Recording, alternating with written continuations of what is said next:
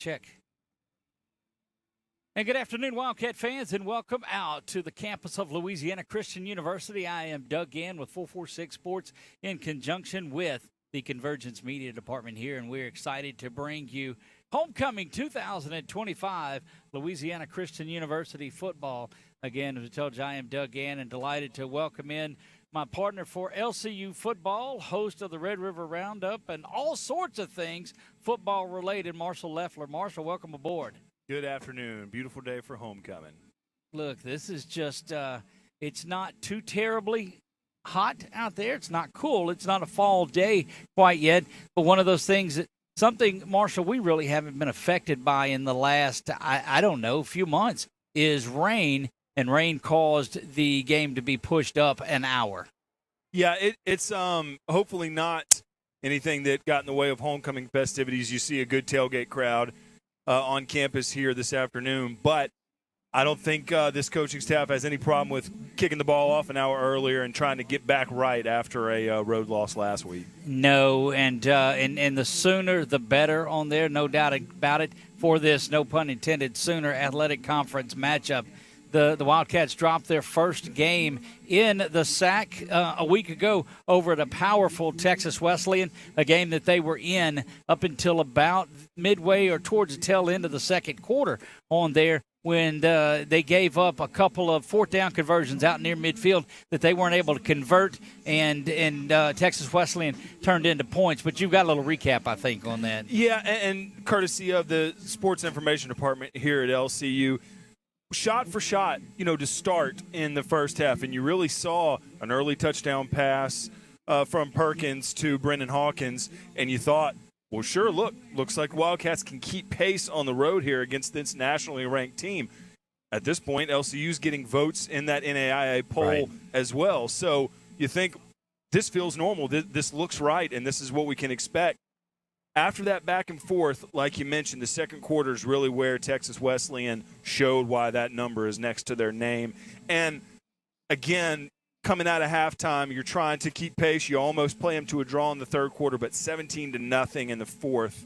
Texas Wesleyan with the advantage over the Wildcats. And that's really where you saw it pull away. I watched most of the game last week, and hang around, and eventually good teams just apply that momentum that gives them the recognition as a good team. Look, here's one of the quirks of that is the Sooner Athletic Conference, too. You saw a touchdown get added in the last minute of that game with the ones from Texas Wesleyan. And look, I'm all for the you stop us route. That's fine, so I don't hate that. But when it comes down to the tie-breaking system in there, three-way tie, point differential in games played comes into play. You remember 2 years ago in 2023 when the Wildcats won that, there were three teams atop the standings with one loss each, and it went to a points system on there, and Texas Wesleyan was trying to leave no doubt. So now for things to work out, Ottawa is going to have to beat Texas Wesleyan by a large amount, and LCU will have to go down there and beat Ottawa in that final game of the season, regular season, out in Surprise, Arizona, just above Phoenix, by a considerable amount. So that's why you saw that going on, and those points were added on late with the ones in a game that was clearly out of hand. Well, today it'll be all about the bounce back for the Wildcats. After each loss so far this season, a two-game win streak followed. You take the loss early on to Southland Conference foe McNeese State, but after that, big win, late win on the road at Langston, and then dominating win in the home opener, another late game domination for the Cats at home against Wayland Baptist. On the road, again, you're going out on the road against a talented opponent, and that's Hardin Simmons, but they follow that up with wins against Oklahoma Panhandle and Fort Lauderdale. So after the loss last week, you got a good opportunity, 2 weeks at home, or actually 3 weeks at home in a row. Got a chance to get back right and get another winning streak. Look, the Cats have done a great job of protecting their home turf. The three losses for the Cats have been to McNeese State, down to open things up, Hardin Simmons, which is another one of those fill-in games or money games, if you want to call it that, where they travel into something and you end up getting into a game that, well, we're going to hang around for a little while, but it's going to help the company, help the organization out for sure. And then you go on the road to a very good Texas Wesleyan team, as well. So they're not getting favors on the schedule there. But what you do get is an opportunity to get back home. The Wildcats are home for a month solid, including their bye week that comes up November the 1st, and you've got some winnable games in here. It's tough to win a college football game, but homecoming against Nelson out of Waxahachie, Texas, should be one that the Cats ought to be able to compete at and probably come out of here with a victory. Yeah, Nelson with one win so far in the regular season, and Cats have been able to do that, is overwhelm opponents where they think they have the advantage. But going back to that schedule, I don't think that's anything that Coach McLaughlin and his staff want different. They want those challenges on the road, and we see at all levels teams that challenge themselves early and aren't afraid to go play anytime, anywhere, anyone. Oftentimes that benefits, especially a veteran team like LCU. And Marshall, we talked to Coach Ben before the game, at halftime, and then post-game for a little while as well. And the things that he says is, I want our guys to see these stadiums. I want our guys to see this level of work. We're an older team. Cats are a little bit younger team. They skew younger on there too. And he says, but if you can't visualize and see what you want to be, then you're not ever going to attain that. And so seeing a team like a Texas Wesleyan, well, let's say, look, they've got the bar. That's where we want to be. Teaching is all about showing what good looks like. And you mentioned it just now. Not only a good team versus Texas Wesleyan, but a good environment. I mean, look at that stadium, just marvelous. And look, that's big-time football. That's right. Saturday afternoon. That's exactly what you dream of growing up as an athlete. So seeing what good looks like is a great way to apply that in your own locker room. Look, and they're doing that. The locker room is sky high. You got to remember, this is a Cat team with 4 wins on the season last year. They've got an opportunity at a 7 or 8 win season this year, and they've got a chance. And Coach Ben always tells me this, and I think you mentioned it a little bit early too. He says you don't ever lose a game. You win or you learn. And they took a lot of that, and he tells me that. And look, he doesn't back away from a serious question. And I asked him point blank too. I said those 2 times that you go for it out near midfield that you don't get it, they go down and score a couple of times. I said, do you second guess that? He says, no. I said, we just got to convert it. He said, that's the only thing. I'm going for that because we've got to go score for score with these guys. With the offense that they have, our defense is going to get tired. Nothing against their defense. The defense hammered it early on. Jordan Oglesby and that group that plays, they've got so many of them that are big players. Polk is there and too many to name. But he said, we got to take that chance. And he said, if we don't, he said every time, if we're at midfield and it's 4th and 1 or 2 or 3, we're going to go for it because we believe our offense is solid enough. Yeah, I think that we've seen enough from this coaching staff so far to really trust that play calling and trust the preparation.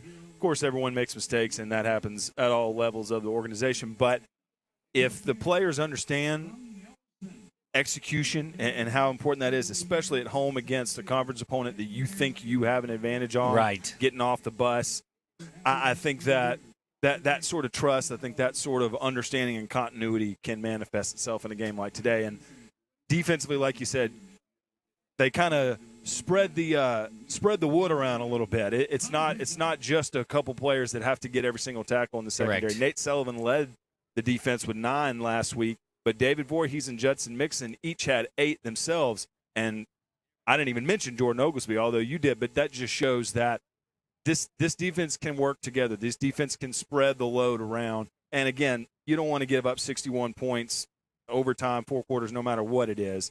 But staying in there, knowing that your offense is looking to score every time too.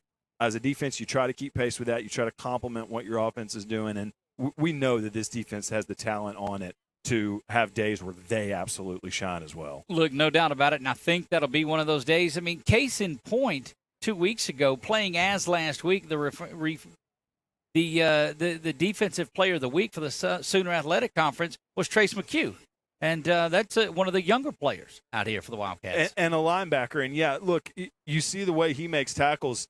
It's never usually in a situation where he's saving the play where it's deep in the secondary first down. Usually Trace McHugh is shutting plays down. He plays really smart. He's good laterally.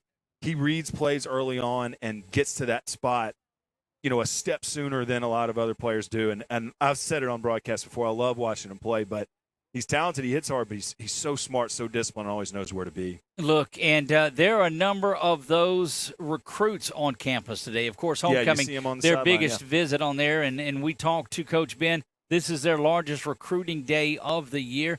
Got a big number of them. A lot of local products in here, too. We won't get into some of the names of those just so we don't give out anything that we shouldn't. I don't know any of the rules of any of that, but in this day and age, but let's just say there are a lot of familiar faces, Marshall, that we talk about on the Red River Roundup and that we call on Friday nights. Yeah, I mean, look, right here in the middle of the state, we've said it on this broadcast several times before, what better program to continue your football career as a high school recruit than LCU? No matter where you are, anyone can come watch you play. It's a first-class facility, this beautiful turf field, and this stadium will be full in about 30 minutes. So these recruits are going to see a good game today and a good atmosphere as well. Look, a lot of big things going on. Of course, at halftime, they will honor their homecoming queen or name their homecoming queen. And as far as an honor goes, the coin toss is from legendary coach Gene Rushing that will be in the house today. And we spoke to Dr. Johnson about it a little bit earlier. And, boy, if you see one thing that Dr. Mark Johnson does about LC, you understand why it's such a good fit to come here, because you hear these statements so often. It starts from the top down. That is a testament to what's going on out here, and people want to be at a university that's being led by Dr. Johnson. Yeah, and Dr. Johnson seems like a president that wants to be here and wants to do great things here and make an impact. Seems very genuine and sincere in his efforts so far. But go back to what you said, Coach Rushing, having the court named in his honor today and having that ceremony to honor him. I can tell you anybody within the sound of my voice who had anything to do with basketball in the past few decades knew something about Coach Rushing. I went to his camps as a kid. He's yelled at me. He's put a forearm into my hip a couple times, showing me how to be tough in the post. And a coach that has just absolutely left his mark on Central Louisiana. And one of the most interesting things about Coach Rushing, the amount of players that came through his program that are coaches today. You can look all over the place and find guys that fell in love with basketball because of Coach Rushing. I respect him so much. I enjoyed being a part of this community with him as far as basketball goes for the years that he's been here, and he's just been so loyal to basketball around here, and was wonderful to know that he got honored today. Well, there's going to be a great day, and you still have time to get out of here. Would you believe, Marshall, that I didn't make many basketball camps? I didn't see a lot of basketball action in my days, but so be it. Anyway, guys, you should have worked a three-point shot. If only you'd have known then. Who would have known? If I'd have known then, I'd have learned how to kick a football. That's what we'd have done. Or maybe swing a golf club. That seems guys, we are our countdown to kickoff on here, about 16 minutes away. We're going to take our break here in this segment. When we come back, we'll get into some of the guys that we think will be the key players in this one. We'll talk about a little bit more about this Nelson team, this LCU team. We'll do all of that when we come back. You are watching the countdown to kickoff right here on 446 Sports.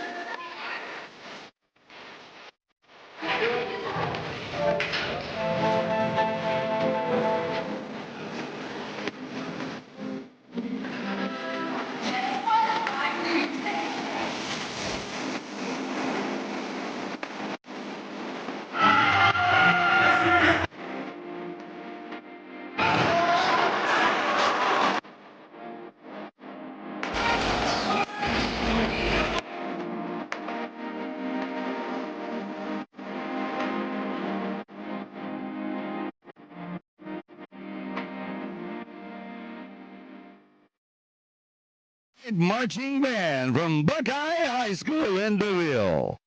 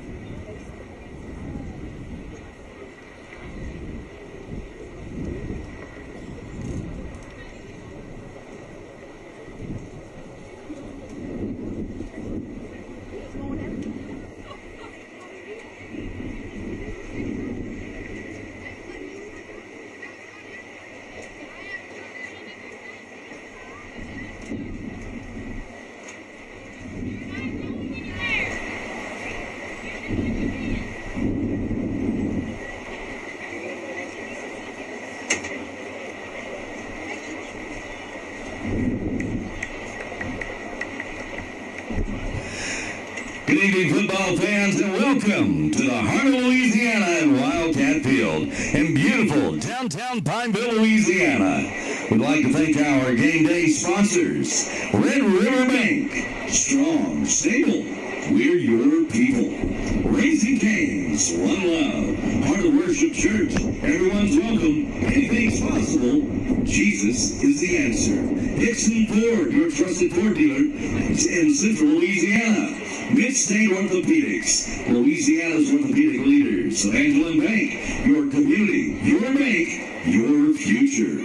Today's game is between conference foes as LCU takes on the Nelson University Lions. The Wildcats are coming off a loss at Texas Wesleyan University and now sit at 3-1 in the Sooner Athletic Conference. Wildcats are led by second-year head coach Ben McLaughlin.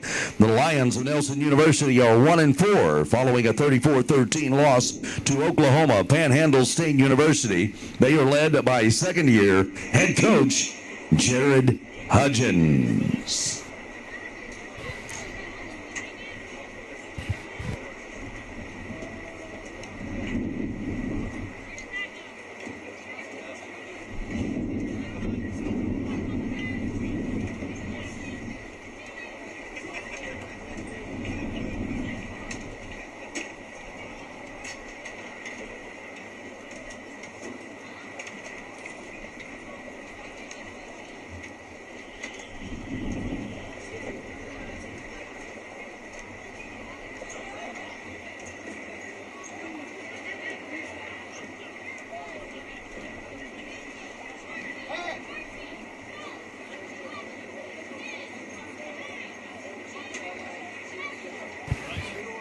And we see Alex and the LCU cheerleaders down there to the right.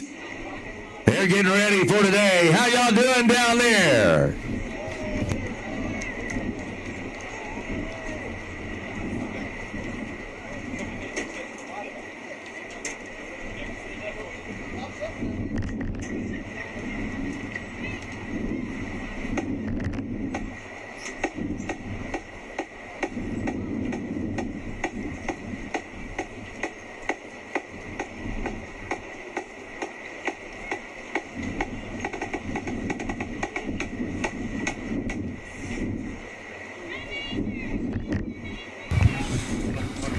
Wildcat fans, help me welcome the Panther Pride Marching Band from Buckeye High School in DeVille, Louisiana. We're happy to have them back with us here tonight at Wildcat Stadium.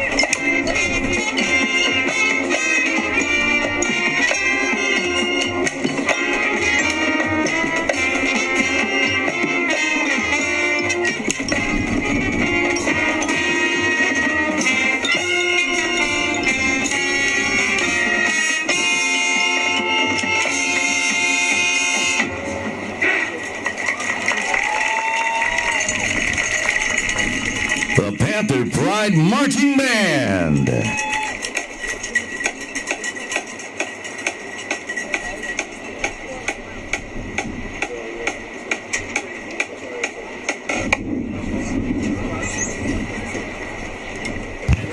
Now, our band will be prepared here for the national anthem. It's coming up.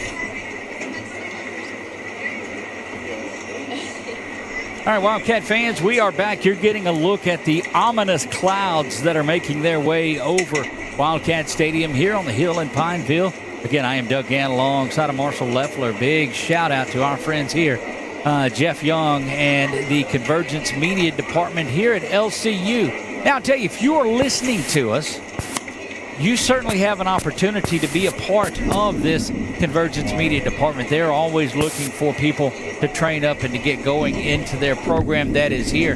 Just reach out to him on here at the college, and he'll get you connected with everything from there. You'll see a couple of commercials throughout the broadcast tonight on there too. But you always wanted to be a part of sports, but like me, you were too short, slow, whatever you want to do. Here's a great opportunity to be around the sport that we love. Marshall's over there in the Weather Center, and he's looking at things going on. Marshall, how does it look for tonight's contest? Well, I would say iffy, and that's an extremely unscientific opinion. But, yeah, these clouds just did roll in while we were on break. So they've already moved to. And here come the Lions. Hopefully we can hang on. You see across the field the Lions of Nelson University. And for those folks that have not been around much, maybe it's been a couple of years since you've watched, you said, well, who is Nelson and where did they come from? They're out of Waxahachie, Texas. And we're going to get into our national anthem, so we'll turn it over to that as well. But they were formerly the Southwest Assemblies of God University and now Nelson University. We'll turn it back over field side. Marching band from Buckeye High School. And now,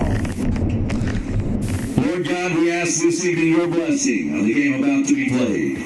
May those on the field enter this competition in the spirit of sportsmanship and with respect for the opposing team. With your help, Lord, we ask to know humility and victory and grace in defeat. We ask, Lord, that you bless each one of us here this evening, especially the players, coaches, officials, students, and the parents and fans. And let us all represent our schools and our communities with respect. In Jesus' name we pray. Amen.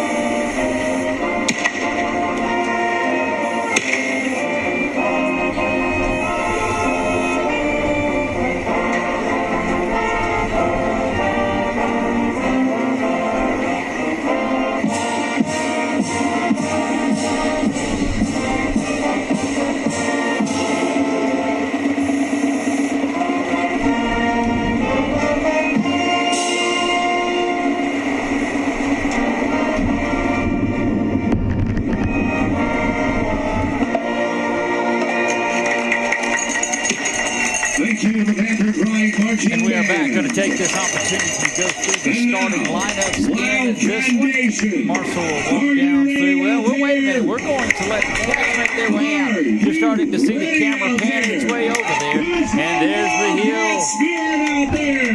Jordan Noble will be set to throw the hammer down. You see him up on the hill. And ladies and gentlemen of homecoming 2025, the pomp and the circumstance is in the book. It's time for LCU Wildcat, and here come your LCU Wildcats. Oh, the sparks and the fire and the smoke and the clouds, and it is homecoming atmosphere, Marshall, without a doubt. Just started to see the umbrellas and ponchos come out, so won't be a problem for the football team at all, I don't imagine. Now, they'll get out there. You just have to keep an eye on the turf just a little bit and what it does. But let's take a look at the starters for your LCU Wildcats. At quarterback, Bryce Perkins. Running back, Datelan Cunningham. At wide receiver, and he'll be limited today, Omar Davis. Number 4, E.J. Scott is there. Number 2, Trace Williams is back in. Xavier Jackson, the tight end. Christian Gautreaux, Christian Arnett, Kennison Jefferson, Javante Roberts, and Gavin Lilly across that front line. Doing the place kicking tonight is Preston Baker.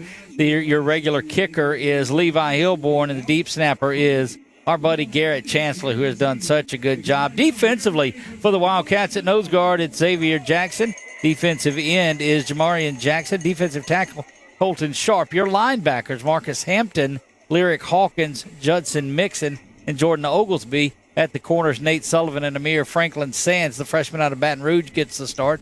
Safeties tonight are Colin Polk and Brandon Johnson II. And doing the punt returning and kick returning, Darrell Walden and Darius Washington. And Wildcat and the captains tonight. It's number 66 for LC. That is J.D. Winans. And I believe that is number 9. That's Rowan. Kendall Rowan. Yeah, Kendall Rowan is number 9. Yeah. And then over for Nelson, you've got 62, 3, 2, and 11. We'll go down field side. So what he's trying to tell you there is that Nelson has won the toss and they have elected to receive. It's AJ Shields, Zach Fuller, and Judah Holtzclaw. Holtzclaw is a starting QB today. There you go. Then we'll get this thing underway here. The Wildcats will kick off. Nelson wants to get the football, and they want to get that first point on there. Of course, you want to try to get things going as early as you can as this weather is set to make its way in. Yeah, and I don't think Coach McLaughlin has any problem with that. Hey, look, Coach, you want to hurry up and score on this first drive? Yep, sure. Sure do. Yeah, that's look, I'm telling you, you go through a team, you talk to a team off of a loss like they had at Texas Wesleyan, and they're just a sky high. They're happy to be home. They're happy not to have to worry about what time are we leaving. Are we leaving Friday morning? Are we spending $12,000 to $15,000 to $20,000 to go travel out of this? Oh, wait a minute. We're home. We're campus. Folks are tailgating. We get to take the walk down from the football facility. We get to come down the hill. Oh, yeah, we'll take a little wetness out of the air. Yep, and a 5 p.m. kickoff, not bad. Crowd starting to settle in. Hopefully the weather will be kind enough. Wildcats with the black jerseys today for homecoming. Right, with the blue numbers with orange trim. We were talking to somebody a little bit earlier. Well, that would have been nice if they were white numbers on those jerseys. That would have helped things out.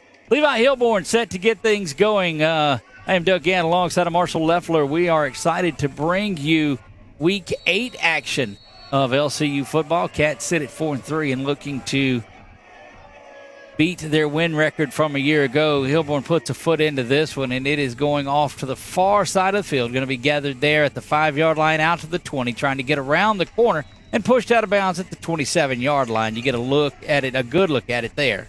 Yeah, Oglesby and Polk chased him out of bounds there, so good opportunity for this defense to start out strong. Boy, Marshall, the last time we were here on a kickoff return like that, the return man tried to jump in the air in that same spot, and Jordan wanted none of that. Well, look, if he saw the highlight film, he probably learned from it. In retrospect, that is, Judah Holtzclaw will come out. I saw a lot of his fans, a lot of those Holtzclaw jerseys back there in the bleachers that came across, and Marvin Sanders, the senior. Holtzclaw, the sophomore quarterback, 6'5", 225.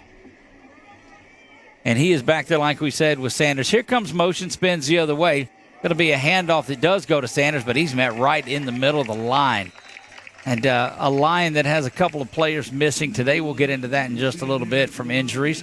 But great to see that group is there. Oglesby gets the tackle there. They stack the box on first down, try to stop the run. Look, we talk about a lot of the recruits that are on campus. You certainly like to see, and you want to give them a great performance on here. 2nd down and 9 you go. Lions have it from the 27-yard line here. 2nd down and 9. Holtzclaw brings a man in motion once again.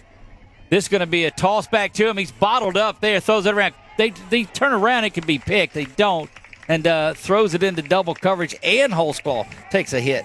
Nelson tries the flea flicker on the second play of the game. Again, Wildcats had the box stacked to stop that run, so when they pitched it back to the quarterback, had at least 5 defenders right there to try to speed up the timing there. But look, there was nobody that bid on that at all. They had 3 defenders covering 2 receivers back there. So Holtzclaw is going to face 3rd down and 9. Clock stopped at 14-12. Showing pressure up the middle is Jordan. Still now moving it to the outside. It's going to be a direct snap. Faked a little razzle-dazzle. Catch, just have to make a tackle and don't. Really good downfield blocking by the receivers for Nelson. And he's going to continue to churn forward and more. That's number 6 that was out there doing that. I don't have him on my – yeah, there he is, freshman Greg Guidry. Yeah, had Marcus Hampton in the flat. Looks like he might have slipped a little bit on that turf as he tried to plant his right foot, and that got upfield for Nelson, able to move the chains. They'll scrimmage from midfield. 1st down and 10 from the 50-yard line. 3-man front now for the Wildcats for these past 2 snaps. Holtzclaw back in the shotgun again, has one man back deep with him. He brings motion now through. Looks like just an extra blocker. First play action. Here comes pressure again from the outside, able to slip out of it. Boy, it was good work off the backside. Excellent pursuit by Lyric Hawkins, number 20. Look, Lyric has been one of those players that we just can't say enough about. He had a running back in the backfield picking up his pressure, and he just stayed bump, and finally got to the quarterback, and only a 1-yard gain, but he almost had him in the backfield. Great job by Lyric Hawkins. 2nd down and 9, and again, could have been about a 3 or 4 yard loss. Holtzclaw now for the first time we see him with 2 men in the backfield. They're both flanked. Look for maybe some motion out of that set. Instead, they motion around behind it, looking like the old arena football days, and still a little throwback, but it's spotted and blown up. Big time work there coming off the backside. That Marcus is Hampton. number 41, Marcus Hampton. And twice now, Cats have not been fooled by these gadget plays from Nelson, and no shot. So good job by this defense. 3rd and really long. What does that tell you, Marshall, when you go into the bag of tricks so often, so early, on a drive that you elected to take the ball on? I think it tells you that you might not know how James Wood coaches this defense, because they're coming out this first drive, hopefully to get a stop on 3rd down here. It's a team with 1 win on the season that is trying to do anything to come in here and upset this LCU team. Back to pass is Holtzclaw. He's going to throw that one over the seam, but behind the intended receiver. That was B.J. Clark, and that's going to bring up 4th down. And the Cats, after giving away just 1 first down on a little bit of a trick play, will come up there and force the punt. And it's so good to see Darius Washington back. You remember Darius had some injury concerns and was out the last, 3 weeks, was it? Yeah, good to see him back, and Judson Mixon with a nice blitz right up the middle from that middle linebacker spot on 3rd down. They've shown a few different looks on the front 7 so far in defense, and now they'll get a chance to return a punt. D-Dub's back to the 13. Snap is back. No real pressure. Good high kick. Darius is going to come up, bounces in front of him, got to grab it and does. Trying to make a man miss but won't, but thankfully he just got the ball and is down right there, and that's going to bring up 1st down. Yeah, you mentioned Washington been out a few games. Had an opportunity to return that one there, but hopefully he can get back in a groove here, back in uniform for LCU. Look, the Cats got E.J. Scott back last week, and that was good, so it'll be the first time that we have seen Darius and E.J. on the field together. Yeah, Scott with a long touchdown reception last week early on in that game. Three wideouts there, two to the near side, one to the top, and they'll start with Dayton Cunningham in the back alongside of Bryce Perkins. Perkins calls for the ball. Quick hitter over to EJ. EJ trying to get him set up early, and he gets that one. Going to be a 5, maybe 6-yard pickup out to the 33. Yeah, nice quick throw from Perkins. Easy play on 1st and 10. Boy, speaking of quick, here they go. 2nd down and 4. Play action, and that one dumped out of the backfield and complete. Off to the far side. Got a little bit of room. Spun around and down, and that is Trace Williams. Yeah, he snapped that ball really quick. I didn't see how much time was on the play clock, but look, they're up to the line again, ready to go. 37 and 36 on the clock right now. That is NASCAR tempo, and we'll tell you about Trace in just a minute. He's trying to go over the top. He's got a man coming back for it. Oh, that's just big-time work. What do you expect out of Omar Davis except big-time catches? Really nice throw from Bryce Perkins out of the pistol formation. And they're going to hurry up again. They could get in the end zone in this play right here. Perkins is bringing, looks like Omar over to the near side. Now you got 3 receivers alone. High snap. Dateland's going to get it for the first time, and he's going to be met after a yard or 2 gain. But do you remember, we were going to talk about Trace Williams earlier. He made that catch out of backfield. Last time we saw him, he was making that catch down in the end zone. That was our top play of the week for the Cats the last time they were here. 2nd down and 7 go the Wildcats from the 14-yard line. And that's whistled dead beforehand. What do you see? Looks like false start is what we'll see. We'll go down port side. False start, number 4. Offense. 5-yard penalty. 2nd down. That wind is no joke down there on the field, blowing through. So that's the first negative play for the Wildcats, and you don't want to bog down here. In field goal range, but need to get toward the blue. Keep an eye out to this side, number 17, Jaden Wells. First time we've seen him in the game. Perkins looking the other way, going 3rd, 4th progression. Good job of working his way through and throws that out just in and out of the hands. Thrown on the money to Cunningham, but Dayton unable to hang on to it, and that'll bring up 3rd down. Yeah, he sent E.J. Scott in motion out to the far side. I think that was his first read, but you're right, Doug. He went through pretty much every option he had, and he almost completed a pass there. Look, and that just a testament to that offensive line that held in there and did work. You get a good look at them there on your screen. Again, Omar is up to the top, and that's a mismatch anytime you're on the field at all trying to cover Omar Davis. Yeah, giving him a lot of cushion over there on that side. Moved from pistol to shotgun for Perkins. Perkins now set to call forward his back. He's still got time. Going to go over the top, going for that 50-50, but Omar slips down. Yeah, a little bit of an overthrow from Bryce. Good job by Cunningham to pick up the pressure, but a little off target, get a field goal chance here. Gotta get Levi into the game. 35-yard attempt coming up, depending on where they officially set the ball down. Yeah, it just shows you that penalty ended up being kind of the hangnail for the Cats on that possession. Look, if you don't think this isn't a brutal game, something like that derails because you go from 2nd and 8 to 13, and that makes a difference. Here we go, 35-yard kick up, and it is up and no good. Yeah, just off to the left. Looks like it had hooked just a little outside that left upright, and Levi's not going to be happy. So you get a big play, you get a big punt. And you think, tell us what you see there. Yeah, Marshall, the wind is blowing straight back towards Levi, judging by that American flag over there. So yeah, if we can look at the way the flag is, it's not going just one direction. It's moving a lot of different ways. Yeah, so that certainly could have affected that kick. So a little bit of a stubbing of the toe there on that first drive, but if the defense can match what they did, they got him back on their own 20, so a good chance here to win the field position battle early. 1st down and 10 we go for the Lions from the 20-yard line. Holtzclaw back at quarterback. Handoff is going to be off to the right side, but good work there, tripping up the defender.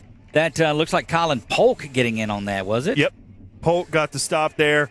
3-man front again for the Wildcats, bringing a linebacker in as that 4th rusher there, but it'll be interesting to see this alignment throughout the first half, but a nice job by Colin Polk. We have seen a lot of Greg Guidry in the backfield with Holtzclaw this time.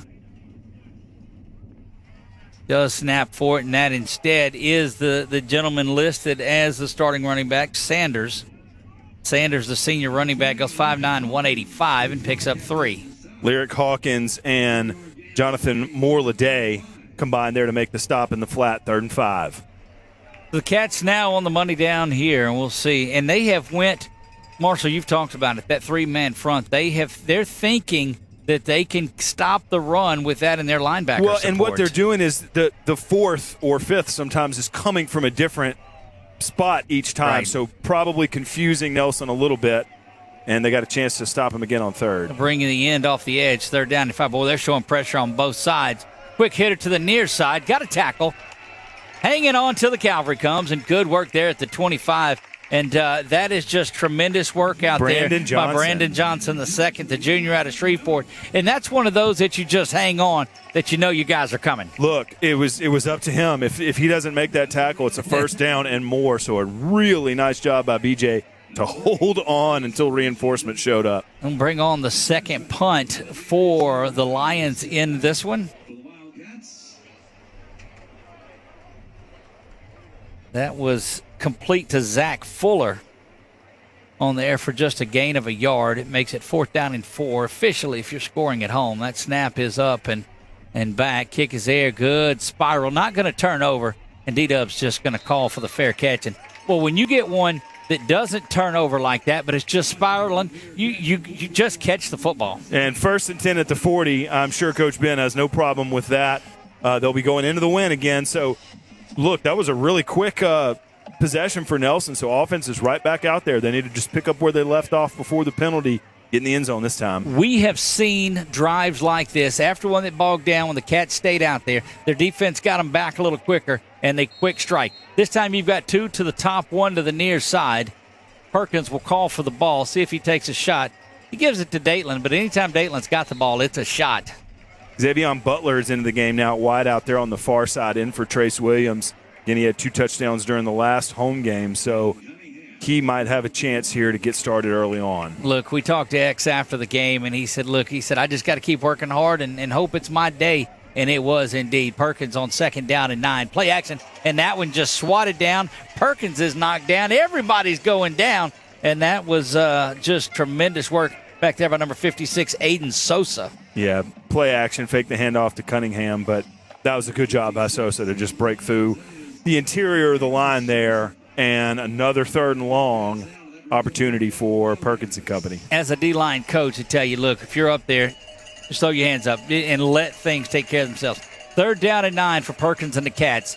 Play action to Dayton. He's rolling. He's got a chance. That one is complete. Going to be short of the 1st down by a yard. But I'm going to tell you, if last week was any indication, Cats are going to go fast. They're going to go tempo, and they're going to that offense and go for it. Really great stop route from E.J. Scott. Trips left. Perkins looked away the whole time. He depended on E.J. Got it done.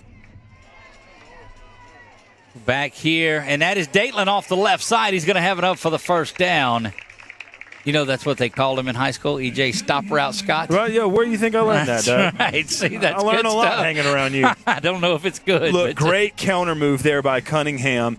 Head right, planted, went left. There was one spot where he could get the 1st down, and he did. 1st down and 10 for the Cats from the 48-yard line. Dayton's got it again off that right side this time. Gains 5 yards or so, 4 yards maybe. But you like to see 4-yard runs in the first quarter. Yeah, look, run power, run counter, and they're back up the middle again. 2nd and manageable. 2nd and 6 they go from the 44. Dayton's going to have another shot at it. He kicks that back inside, and the power running of Dayton Cunningham picks up just about a yard. It'll make it 3rd down and 5. Really nice block for number 51, Christian Arnett. Got the push there right in the middle and allowed Cunningham to get. I really like that formation right there where they stack the 3 receivers because you kind of hide EJ, and EJ's got it again. Good block by Omar there, and that springs. EJ flipped around down to the 35, hangs on to it. He says, oh, my goodness. You realize him being out, what that offense misses when he's not out there, and how valuable, how reliable, and how dynamic he is on offense. He's going to go to the sideline, but, man, he can make a lot of things happen. Same setup, though, with Darius in there, this time in that hidden receiver formation. Snap is back there. Boy, I like the way they run that ball. Dayton banging through, gets to the 2nd level. They run the same setup on the receiver side, so you don't know if they're running or throwing. Defensive line is really stout for Nelson. I mean, this is a nice battle in the trenches. 6-yard gain, make it 2nd down and 4. Handoff goes to Dayton to the near side. Dayton, well, that seam just closed on him. looked like he hits number 2 at that time, and that is, maybe not number 2, but you got a couple of Nelson Lyons down on the ground. Yeah, that is number 2 and number 3, I believe, for Nelson. Got to be a defensive number 2 then, because I don't.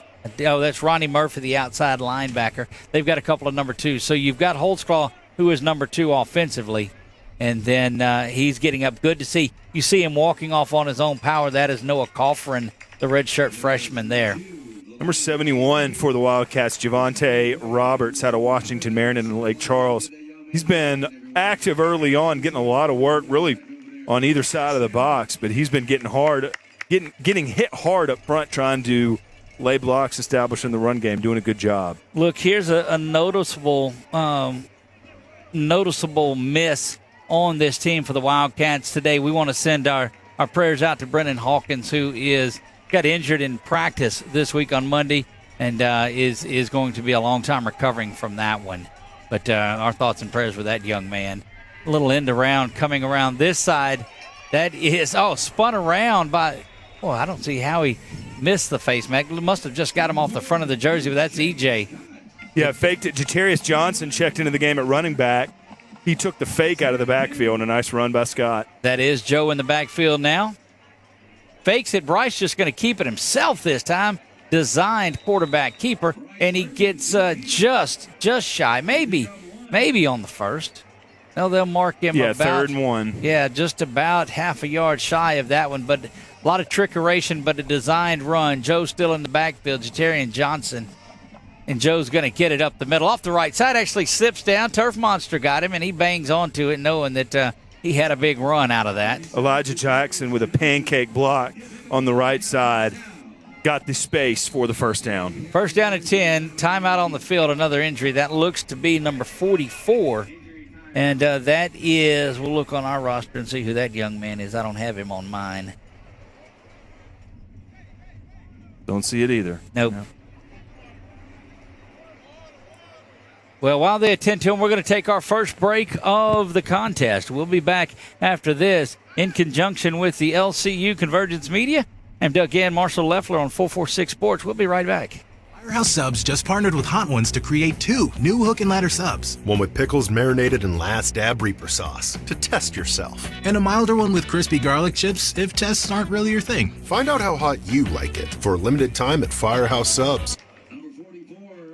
Your property demands equipment with more reliability built in. Kubota equipment. Right now, bring home select Kubota equipment with 0% financing available or save up to $2,500. Find a dealer near you at LouisianaKubotaDealers.com. We are back like never before. Wildcat Stadium, injury up there. First down and goal. They've dropped the chains, so has to get into the end zone. Cunningham back in the game. That offensive line looked like they got pushed back, but Datelin with the vision ends up getting 7 out of that, all the way down inside the 3 to the 2. Yeah, J.D. Winans pulled all the way across to the left side, but Cunningham ended up finding space to the right. That's a nice run. Well, Jackson back in there. He's at the H-back, flanked off the same side that Datelin is. Second down and goal. Cunningham's going to get a shot at it. He's going to have to stretch it out and outrun somebody. Unable to do so. Boy, that is tremendous work there defensively. Yeah, I think that was the look they wanted. Jackson went over to the left side and tried to get a seal, but it was just going to be a foot race to the pylon. Nelson won that one. Noah Coffrin able to get in there, Coughran. And third down again, you would like to get this thing into the end zone. EJ checking out. Looks like Jaden Wells checked in for him, the tight end. Well, EJ back in now in the slot is where Scott is. He's in the slot now. Omar comes in motion. Bryce is just going to tuck that in, get into the end zone. Good little 3-yard keeper on it. Touchdown, Bryce Perkins. Touchdown, Wildcats. Wouldn't shock me if that was the play call, if that was a QB draw for Perkins, because his eyes sold that. Really nice run. Very first touchdown of his college career here at LCU was a quarterback keeper down at McNeese on a Saturday night in Lake Charles, and that's very reminiscent of that. So touchdown, Bryce Perkins. Yeah, I think that was the play call all along, was for – they had Davis in motion, so I'm sure he took up some attention in the end zone. On the right side, Perkins goes left, 6 points. Levi on to add the extra point. Snap is back. Perkins has the hold. That kick is up. It's on the hill, and it is good. Wildcats lead it 7-0 on a Bryce Perkins 4-yard plunge. 2:55 to go in the first quarter. We'll be back right after this on 446 Sports. Are home problems turning your life upside down? Trust Southern Air Cooling, Heating, and Plumbing to save the day. From keeping you comfortable to plumbing repairs and even generators, we do it all. Southern Air Cooling, Heating, and Plumbing, your one-stop solution for AC, plumbing, and generators. If you need us to save the day for you, call Southern Air Cooling, Heating, and Plumbing or visit us online at southernairnow.com. And Levi Gilbert will tee it up at 35 of the Wildcats. We are back here to Wildcat Stadium, homecoming 2025. The crowd that has made their way in here from the tailgating that was going on that Marshall alluded to earlier has made their way inside, and they see their Wildcats on top 7-0. Hilborn puts a foot into this one. It is angling over to the far side, going to come just about 2 yards shy of the end zone, out to the 15-20. Now 25, scatting around out there and going to run right into the arms of the Wildcat return team, number out 10 to the 33. For LC, number 10 making the tackle. That is Christian Doyle, the inside linebacker out of Ouachita Parish. There in the Monroe area, Ouachita Parish High School. Yeah, really nice return there by Nelson. Some nice moves by the returner there. But a good job by Doyle to go ahead and shut that down. Luke Doyle, that linebacker from Ouachita a couple of years ago, we all remember. Following 2-5A football in Marshall, I know you follow a lot of that area with your ties to Union. Yeah, they've got a D lineman this year committed to the University of Texas, and he'll probably be getting snaps next fall. Goodness gracious. First down and 10 they go. There's a play action quick throw, but that one knocked down as well on the far side. Number 99 got up and tipped that ball, Jamarian Jackson. Yeah, and Jackson, that sophomore from West Feliciana, and or just got up, and that's so textbook. We've seen that twice tonight. Just jump up. You can't get to the quarterback. Make sure your hands are up. Second down and 10. Holtzclaw holds on to the ball, falls forward, and just gains a couple of yards. And that's one of those that I don't think the running back thought he was going to pull back on there. Yeah. A little bit of confusion between he and 17. Morladay got in there, number 47 for the Wildcats, and laid a lick on the ball carrier after he didn't get the ball. So 3rd and 9 again for Nelson. That was Quentin Jones, the sophomore running back. He said, look, if I'm going to get a lick like that, you might as well give me the football. 3rd down and 9. Wildcats trying to force their third punt of the game. Here comes pressure from the near side. Picked up pretty well. Dumped off there wide open out in the flat, and he's down to the 50. Cutting back. Good blocking downfield. Finally brought down, but that was just picture perfect by the Lions. Marcus Hampton got held up on the weak side. Not sure if it was something that you would call holding or not, but he definitely got held up as he time was for Nelson to make that happen. Nelson coming fast to the line. 23-yard line. First quarter winding down. 94 seconds remain in this one. 1:30 now. And counting. Snap is back to Holtzclaw. Steps up in the pocket. Yeah, and it's going to come back. Finally, the call is there. And that was number 60 that they're going to whistle for it, I believe, that was doing the holding, Marshall. Yeah, Luke Higgs out of Archbishop Hannon and Covington. He was applying the pressure for LCU on the weak side and got some laundry on the field for that one. One of our members of the Red River Roundup will be happy to see that, and Mike McMillan, author of the North Shore Prep Report, would be glad to see that. Yeah, that was some just really good instant pressure and was waiting for a flag to be thrown. Nelson actually had 4 wide receivers on the left side of the formation there, and over on the other side by himself, was Higgs to make that happen. So first down and 20, ball rests back at the 33-yard line. Nelson trying to tie things up in this one. Handoff is off to the left side, and same result as Oglesby finished it up, but seeing who gets off of the stack there, that looked like, was that McHugh, 41? Yeah, that was Hampton again. Okay. Hampton and Oglesby yeah, combined to make Marcus the tackle. Hampton, that's right.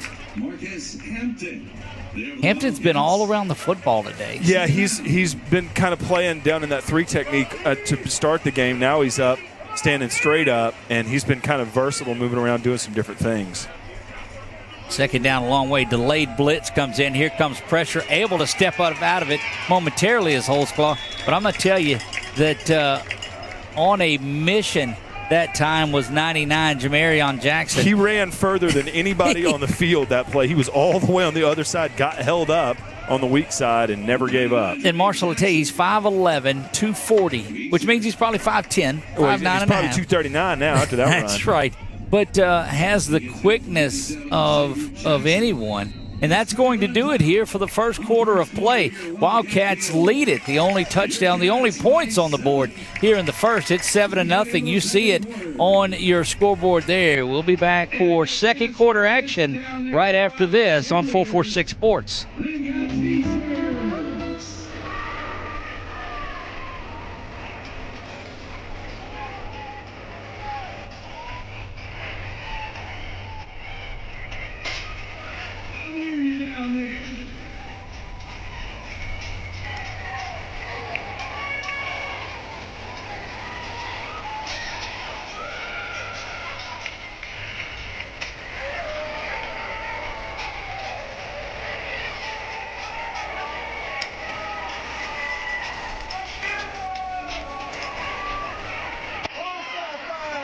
Firehouse Subs just partnered with Hot Ones to create 2 new hook and ladder subs. One with pickles marinated in last dab reaper sauce to test yourself. And a milder one with crispy garlic chips if tests aren't really your thing. Find out how hot you like it for a limited time at Firehouse Subs.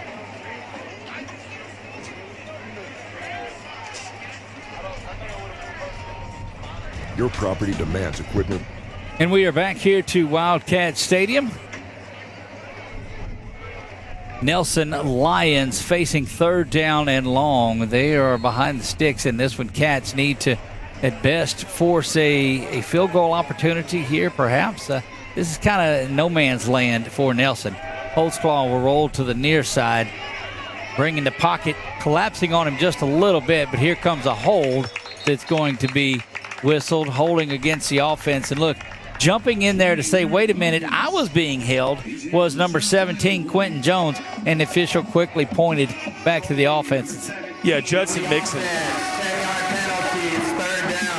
Yeah, Judson Mixon got clotheslined around the neck. He was with that play. I had my eyes on him the entire snap. He was kind of spying the backfield, so it was excellent by Mixon to be where he needed to be, and he drew the flag. So here's what I'm seeing is that defensive front with the different pressure, because you're seeing that 4th or 5th man drop down, is a little bit too much. So they're having to roll the pocket out, and they're having to try to slide that hold in there. Well, the good thing is, if you're a Wildcat fan, if you see these flags early for holding, you know that either A, you're going to continue to get them, or that B, Nelson's going to have to adjust, and you'll continue to get more pressure. Third down and a long way to go. The ball rests at the 37-yard line.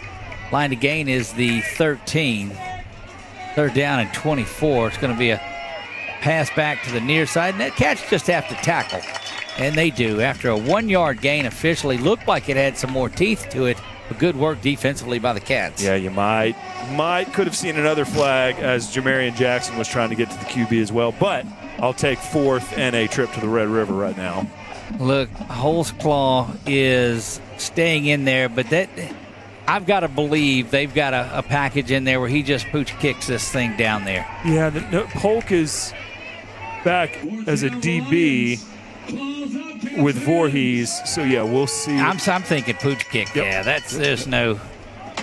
And a good one. No way that wasn't going to be the call. It's rolling down inside the 2 to the 1, and that's why you do that.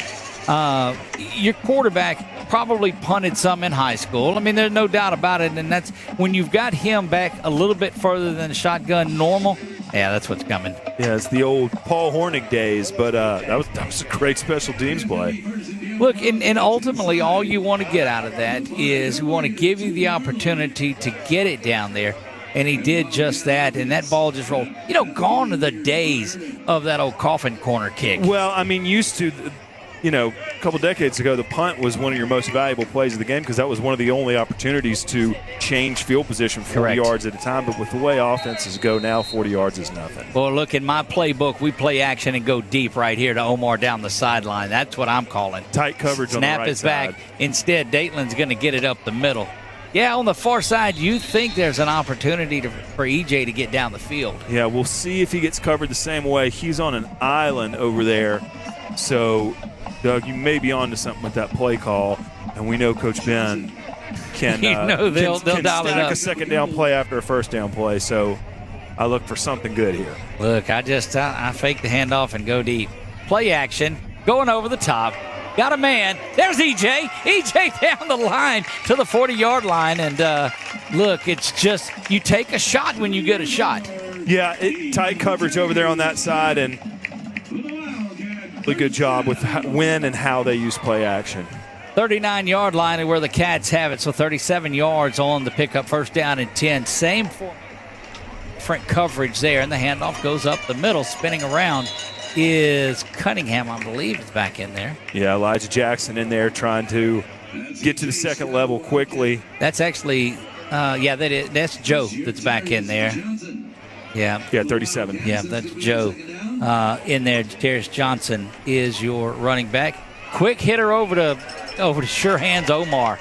Omar Davis gets that for the first down, a 10-yard pickup out inside of Lions territory. Yeah, Perkins had to reach a little bit for that shotgun snap, but he picked it up real quick, and nice ball to number 0. This is a tough formation to defend here. Handoff goes up the middle to Johnson, and he just barrels through down inside the 30 to the 29-yard line. Yeah, Jackson and Davis on the left side made good blocks, and gosh, this is blistering pace from Coach Ben right now. This is probably the fastest time. They're snapping it with 35 seconds to go on the play clock and banging around, and you're not going to see them substitute because you want to keep that Lions matchup out there. They do bring Dateland back in, so now they'll have to give Nelson an opportunity to switch folks out. And Doug, I think you nailed it right there. I think that's part of the strategy is you're not letting Nelson get a breather. That's correct. They bring in a couple extra linemen. Now, count them. How many they've got there? 1, 2, 3, 4. Yeah, more came on than went off. Yeah. Yeah, they're going to have to get a timeout because I don't see but 9 on the field. 9 people were out on the field for that time, but you run 4 off and only bring 2 in. But that's that frenetic pace that Coach Ben, Coach York, and those guys are starting out, and some perplexion going on. Well, because, your personnel's on the sideline waiting for that opportunity to look, if we get a chance to sub, you are going in. But with the way it happened, they may have just been a little bit off cue and got to burn a timeout there. So not only do you stop things up to get the right formation in there, so it's a good timeout for Nelson. But what you want to do is you're making them use those timeouts. And now if it is a crucial situation and you don't have it towards halftime, well, you're good to go. Yeah, and if you're Wildcat offense, you got a little bit of extra time to kind of figure out what your red zone approach will be. They're just outside it at the 21, but we've seen the kind of things that they've drawn up from this field position from around the 20 and in. So they've got 2 wide receivers out on each side, 1 on each side right now. Pistol formation again. We'll see what Coach York's got dialed up. Bryce Perkins having a day. He's 7 of 10 for 119 yards. Hands this one off, though. That's Dateland Moe just hopping over. He's going to get to the house. Hop to the house goes Dateland Cunningham. Touchdown, Dateland Cunningham. Touchdown, Wildcats. That was a really impressive hurdle move there by Cunningham. And after he cleared that, he was headed toward the pylon. Nice job, 23. Look, that is Dateland Cunningham, who is the sophomore. And, man, I know Coach Ben is just so high on that credit to that offensive line for doing what they've been doing this game. Yeah, 11-20, second quarter, mark that one. That was a really nice run by Cunningham. Perkins took a shot, but touchdown Wildcats. Snapback kick is up. It is high, and it is going into Pine Street right there. 14-0 Cats lead it. We'll be back at 11:15 to go. You are watching LCU Wildcat homecoming football on 446 Sports. 11-16 in the first. Discover golf like never before at Lakes on the Bike, Central Louisiana's hidden gem. Welcome to a golf experience like no other. Our Link-style design sets the stage for an exciting and unique adventure. 5 distinct tee boxes cater to every skill level, ensuring a game that's perfect for you. And when you're ready to refuel, head to Becky's Bunker Club for dining with a view.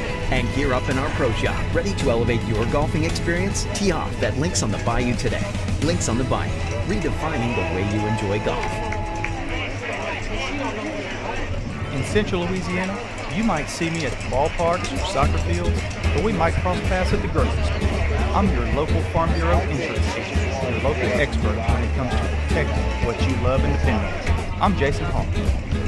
Learn more about how Farm Bureau Insurance can save you time and money. So talk to Hall at 318-791-HAWK. Levi Hilborn tees it up, set to go to work here. 11:15 to go, kicking with the wind. Ought to have a pretty good shot at getting this one back into the end zone. It is up, it is drifting, and it is about halfway up the W in Wildcat. And they'll take things over on the 20-yard line with the Lions. Again, we told you 7 for 10, 119 yards. Bryce has also carried it twice for 5 yards. One of those was the 4-yard touchdown that he got. Dayton Cunningham, 8 for 38. Joe Johnson, 7 for 47. He's the leader in rushing yards. Yeah, I've seen 4 or 5 different receivers so far for the Wildcats, and Davis with that one really nice slant route, but you mentioned that he might be limited in as far as statistical production today, but God, what a heck of a decoy number 0 is. Look, he's the leader, or he's the leader in yardage. He's got 3 catches for 62. EJ's 4 for 57. And Judah Holzclaw back in there, brings a man in motion. Got 2 now to the top, 1 to nearest us. Handoff is there and going to be caught in the backfield. Big time work there again. Kendall Rowan. Yeah, Kendall just one of the captains in today's contest, I believe, if I recall that correctly. Yeah, good job there. McHugh was kind of backing him up, but 2nd and long. And LCU's really going to be able to kind of play with a lead on defense, if you know what I mean, and that should look for showing pressure here. Look, you got the lead and got Nelson behind the sticks in this one. That one is thrown there. Complete, drops it down inside the zone, but only a pickup of a couple. Yeah, a couple weeks ago here against Fort Lauderdale, this defense lined up the same way every single time, didn't do anything different until the 4th quarter. But today, they are showing a lot of different looks. Like we said, they're lining up 3 on the D-line, but everybody behind that is showing a different look and ending up doing something different on every snap. So it's tough to keep up with if you're Nelson. Look, you got Coach Moe, Coach Jared Freeman that's out there, Coach James Wood, just a lot of guys that are doing a lot of work. Coach Young, those guys are coaching up this team so solidly. There goes motion to the far side, throw over the middle, up in the air, and nearly picked off. But you can shout out whatever cliche you want about that's why they play defense. But I'm telling you, it just got on him pretty quick. And 9 times out of 10, that young man is going to make that catch. Yeah, that's David Voorhees out of Live Oak High School in Baton Rouge. And, yeah, his teammates are telling him it's all right, but he's still got his hands on the side of his helmet. You can all right me as much as you want to, and that to make me feel better. But that ball's got to be caught, and he knows it. Darius Washington back to punt. There's no trickeration on this one. You know, since that first drive, we've not seen anything else from Nelson. Had a couple of reverses on that first one. Here comes pressure up the middle. That one's going to turn over. Good returnable kick. Caught by Washington at the 43-yard line. Or bent over there and get out to the 45-yard line. Yeah, Nelson had a good job of getting downfield quickly to where Cunningham really just had nowhere to go after he caught it, or Washington season. And look, that's one of those that you kick, it turns over, never gets high, and you think maybe you got a chance, but that Nelson team did a great job of kick coverage. But again, you're starting another drive out near the middle of the field, Marshall, and you could pull the statistics. I know you do as much research as anybody. You start starting drives out in the 45, middle of the field, you're in for a good day. Yeah, especially when you've been able to use 2 or 3 running backs already that can get you positive yardage, and that's just going to open up everything else. We've seen it so many times so far this season for LCU. Jaden Wells comes on the field late on that one. The official runs in to make sure that Nelson had an opportunity to substitute. They didn't. Play goes nowhere. actually going to lose half a yard is Dayton Cunningham. Yeah, Trace Williams was in the backfield with Elijah Jackson, but regardless of that, there wasn't much of a run block there for 23. Now it's Trace and EJ to the near side. X goes to the far side. He's in man coverage. Only one safety at the top. I like X in this one. They're going to have a free play here. It's complete to EJ. EJ makes a man miss, steps out of bounds, is going to pick up 7 or 8 on that one, and I don't know if you take that. I think you probably take that penalty and give yourself second down again. Or do you want third down and 3? 5-yard penalty. It's second down. Yeah, so, a lot of times you say on this free play and they complete one down the field, you take it, but I like second down and 6 a little bit better. And if they keep covering Scott, of course, now they're up tight on him, but if they keep giving him that 10-yard cushion, those stop routes are going to... You saw the far side of your screen. X is just waving his hands. It's like, look, I've got this one man on me. Let's go to work up here at the top of the field. Take a look at this safety here on the near side, what he does with E.J. Scott. Scott may have a matchup here depending on that. Or just hand the ball off the middle, and that's the best defensive play and the most fierce defensive play that we have seen from the Lions yet. Yeah, Dalton Lesbarance, number 21. That was a really, really nice play for him on the part of Nelson to stick with that play. Starting to see, I think, maybe a little bit of rain coming down. You can tell it by the umbrellas that are going up. There's no doubt about it. They don't let you have those in Tiger Stadium. Third down and 5. Midfield for the Cats. Perkins got to step up in the pocket. He may have to run out of there and does. Boy, slips out, diving back in. His knee goes down right near the 45-yard line. It's very close. You can see the line judge over there by the chain. It's going to be 4th. They're waving them down. They'll give the first down, and the Cats will now go in a hurry. Boy, nice job by Perkins. He looked up, didn't have a receiver over the middle, but kept his feet moving. Well, he has grown up so much this season. 2 to the top, 1 to the near side. He's got Omar in man coverage. Omar shakes out of that. He can go, and he doesn't. Nice job by Perkins to recognize that he had Davis over there to get a little possession reception on first down, and I'll take that for sure. Look, you're 8 games into this season now. You're starting to build a lot of chemistry and looks between yourself and your receivers. Snap is back to Perkins. Dateland's going to have it. He's going right off the left side of that big offensive line. I'm going to tell you, the left tackle, was that Gavin Lilly? Should be a roughness there at the end of it. Is that Gavin that's to the near? Was there at the left tackle. Yeah, that's been Roberts today, number 71. Devontae Roberts that does that. Yeah, and fumbled at the end of the play, but Cunningham gets on top of it. I think that might have been an RPO. I might be exposing myself as a non-knower of football, but I think they might have had an option to either pull that from Cunningham and pass it, but really nice job. And gosh, Cunningham is, again, another player that you missed when he was out. Really nice to have him back. Without a doubt. So just to look ahead as we're halfway home in the second. Coming up at halftime, they are going to have the presentation, weather permitting, of the homecoming court, and we will cover that in its entirety. Did he just say a weather delay? I think lightning delay. And just to give you guys an idea of what a lightning delay entails, it is 30 minutes from the most recent lightning. So if you get 27, 28 minutes in and it lightens again, it resets the clock.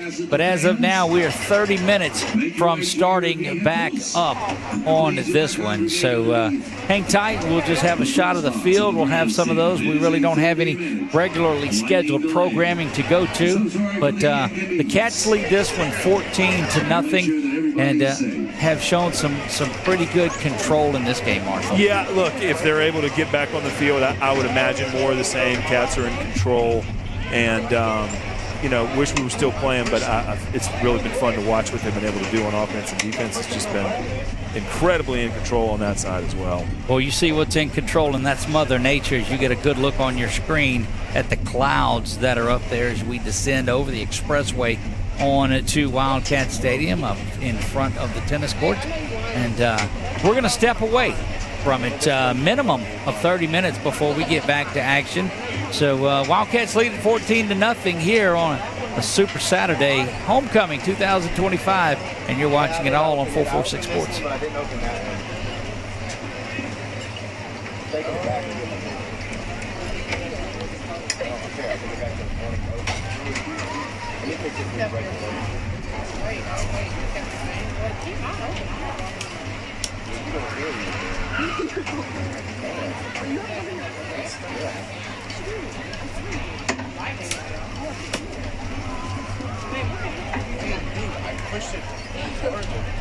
Why would you push it though? No, you're big fat. I know you're strong, so. It's supposed to just fall down. Once again, want to make sure you are safe. During the lightning delay, fans, if you will make your way to your vehicles. 30-minute lightning delay. Sorry, bro. You see it.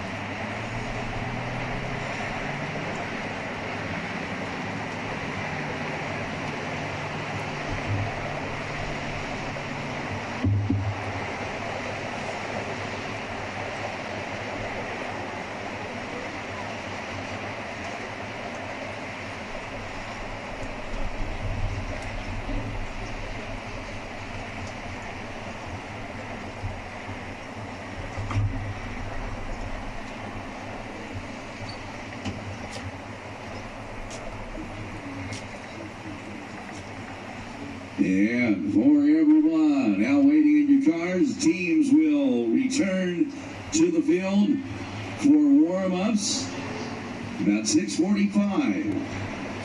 Teams will return to the field for warm-ups about 6:45. So we are just minutes away. We're going to resume shortly. Officials are returning to the field. And looks like the rain has subsided, so folks want to make their way back to the stands. We're going to be playing some football.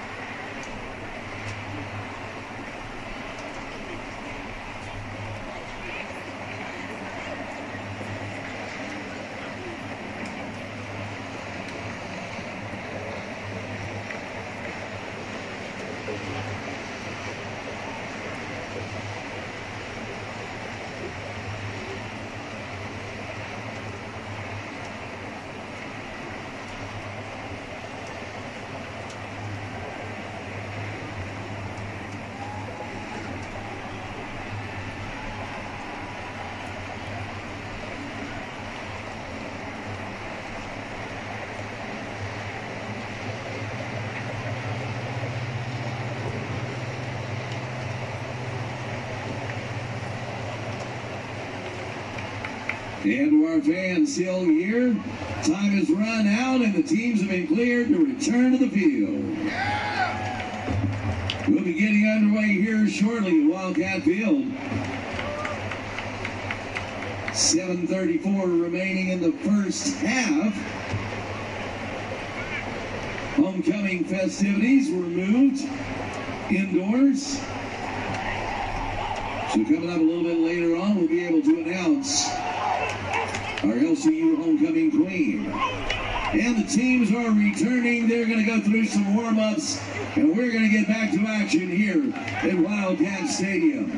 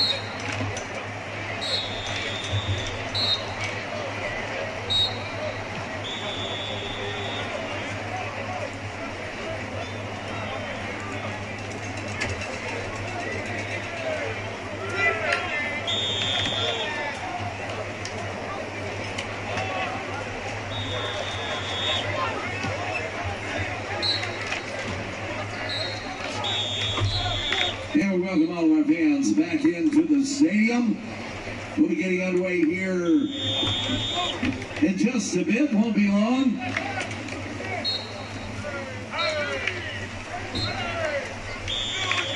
Five-minute warm-up, and then we're back to action.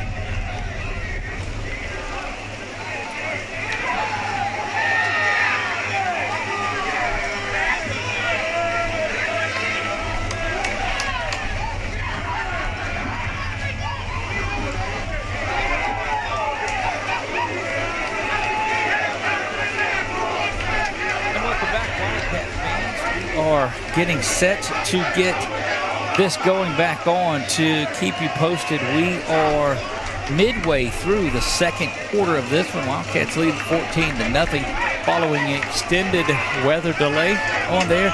And Marshall, some updates for us on there. There'll be no halftime in this one, so they'll take the quarter breaks. And because you got to remember that it's a long trip back for the Lions, and so they took care of the homecoming festivities. Boy, you hate to have that happen, but they crowned their homecoming queen, and we'll get the results of all of that and then get that announced and get over to you as well. But football is getting ready to get back on. Yeah, it's weather-wise probably looks like everything's moved out of the area, so there should be no more delays for lightning or anything like that. But with the extended break, I think, you've just got to, for both teams, just got to pick back up where you left off. I think Nelson may have had to just go get on their bus and wait out the storm. And it was heavy coming through here for about 20 minutes. Indeed, but it was. Glad to see that fans are able to make their way back into the stadium, and we can snap the ball and get back going here in just a little bit, hopefully. Just to keep you posted on a couple of things, Wildcats have scored a couple of touchdowns on this. We'll have those drives for you momentarily. But Bryce Perkins leads the way, 8 of 11, 126 yards. Datelin Cunningham, 11 carries, 56, and a touchdown. Bryce Perkins also has a 5-yard plunge for his touchdown. Omar Davis, 4 catches, 69 yards. E.J. Scott, 4 catches, 57 yards. Some defensive leaders for you. Hampton is leading the way with 4 tackles. Demarion Jackson has a couple. Brandon Johnson the second does. Jordan Oglesby with 3, 1 solo and 2 assists. Lyric Hawkins has a couple of them. Trace McHugh, Judson Mixon has 3, and 3 pass breakups. Brandon Johnson, Cole St. Pierre, and Jamarion Jackson have those as well. Again, no halftime today in this one. And the 2 scoring drives, the Bryce Perkins 5-yard run, that was with 2:55 remaining in the first. Levi Hilborn added the PAT, and then with 11:15 to go in the second, Datelin Cunningham, the 21-yard touchdown run, and that capped off, Marshall, a 7-play, 98-yard drive after that little pooch kick that was down there that looked so special. Well, the Cats just go 98 yards after that. Yeah, defense has really kind of been the standout side of the ball just because they've limited Nelson to just a handful of first downs and a lot of 3-and-outs and 3rd and longs. But offense has been really a familiar sight. But after giving up 61 last week on the road, it's nice to see a shutout here through a quarter and a half, and hopefully the defense can continue to lead the way and let the offense continue to do what they've been doing. Well, and you bring up such an interesting point there. Coach Jared Freeman, Coach Moe, Coach James Wood, those guys defensively, Coach Young, they're just out there, and they said, look, don't go out there and let that happen again. Yes, I know it is 2 different offenses. On their swinging gate that just ran as we kick this off, they just flip it out there to EJ. And, boy, if you weren't paying attention on that one, you didn't see that play. EJ Scott, I guess, is going to get a carry credited for that. Got tackled hard on the left again, and you see they're on the move. Quick warm-up, and they're hurrying it up again. Trying to see who is in there running back. Looks like, runs like Datelin, and well, no, I don't think that was. No, that's 37. Yeah, that's Joe. That's Jatarius Johnson that gets that one. And, well, that's been the 2 most hated halftime. I mean, did they really end this and we're playing again? That's the 2 most, interesting plays. Well, look, and really, that's kind of where that pace that they've shown today comes into play because, all right, everybody ready? Time in. Boom. Touchdown. Look, this is, it reminds me, and we'll keep it here. We won't go to break because I know we were in extended break. Snap is back. Hilborn puts that up, and it's good. And that just reminds you of one of these MMA or boxing fights when you got a fighter that gets the 8 count, the standing 8 count, and they're a little wobbly. The official says, let's go, and they just jump over there with a knee. And that may have been a knockout blow for Nelson. Yeah, on the road, tough circumstances, but we will get a chance to see this Wildcat defense come out and continue this effort to pitch a shutout through the first half. 7:13 remains in the second quarter. Again, there'll be no halftime break. They will roll right through and try to get this thing going. Yeah, one thing I've liked about calling this defense today is most of the call-outs have been defensive linemen and a few linebackers, which means that not a lot happening in the pass game, and the front seven is doing their job to shut down the run game. So hopefully that defense can continue to get pressure with that three-man front. Hillman puts a foot into this one, and it is going to go into the end zone for the touchback. And Marshall, that's one of the things that you and I have discussed on many occasions. Yeah, you love to see your flashy safeties and corners leading the team in tackles, but if they're doing that, the front seven aren't doing their job. Yeah, and again, a lot of different looks from this defense. James Wood does a great job working with this defensive unit, but out of that 3-4 set, pressure, coverage, assignments, it's looking different from snap to snap. Nelson hasn't quite adjusted to it. So a good job by the Cat defense. See if they can continue it now that we've resumed play. Judah Holtzclaw will start things off, and it's going to be a quarterback keeper to the near side, trying to rely on his legs. He is met about the 32-yard line and taken down. Yeah, Oglesby finally got over and got a hand on him, brought him down, but nice gain for Holtzclaw on first down. I believe that was about an 8-yard gain. The rain has changed some things up here in the press box too. Can't beat fun at the old ball game. 6:46 to go in this one, to go in the second. Handoff up the middle, and that's going to be a Lions first down. Ball looks like it came out, but the whistle was blown. They'll run the clock. Rain's picking back up again. Wouldn't shock me if that fumble is a sign of things to come with the conditions on the field. So the good and bad of the turf out here. Yeah. You could play on it. It took a lot of rain, so there's not any mud, but man, is it slick. Yeah, really after a rapid rain like that where it doesn't necessarily have a chance to wash away or get any sunlight on it. So let me tell you who the champions are out here. As that's Holtzclaw again. He's met in the line and just driven back. The champions out here are the cheerleading squad, because all they did was put ponchos on, and they're still out there on the sideline cheering. So gotta love that. Well, now they go into the tent, but we'll see. Judson Mixon got the tackle there, and yeah, the rain's really starting to pick up right when they resume play. Second down and 9, offsides against, and that ball, yeah, but no matter what, that's just a precursor of what's going to happen. That's offsides against the Wildcats. Yeah, unfortunate, because that would have been a really nice play in favor of the defense here, but all for naught. Yeah, that'll come all the way back. And so number 99, defense, 5-yard penalty, second down. Marshall, that's not the last time tonight that we will see that, though. I can assure you. You'll see things like that. Yeah, both teams operating out of the shotgun, pistol, things like that. We will see what this weather does to affect that. Looking over to the far side now to get a play. Or this is going to be one of those that you see Holtzclaw run the ball a lot. I do believe the rest of the way. Handoff to the far side. And get back to the line of scrimmage before he is met. Yeah, option play right there. A couple LC defenders teamed up to make the tackle. It's even harder to see numbers with this weather. But yeah, gang of Wildcats to get the tackle there. Third down now and 4 from the 42-yard line. New running back in the backfield for Nelson. That's Quentin Jones, the sophomore that moves off into motion, and he's going to lead the way for Holtzclaw. Being pursued, gets around the corner before he's driven out of bounds pretty hard by Colin Polk. Yeah, Kendall Rowan in pursuit there. Colin Polk ended up making the tackle, but Rowan was able to get early pressure, and it will be, looks like a first down. Haven't moved the chains yet, but they have, now they're moving them. Yeah, and they'll roll the clock too. Boy, these officials are in no hurry to slow roll the clock either. They are trying to get this thing going. First down and 10 from the 47-yard line.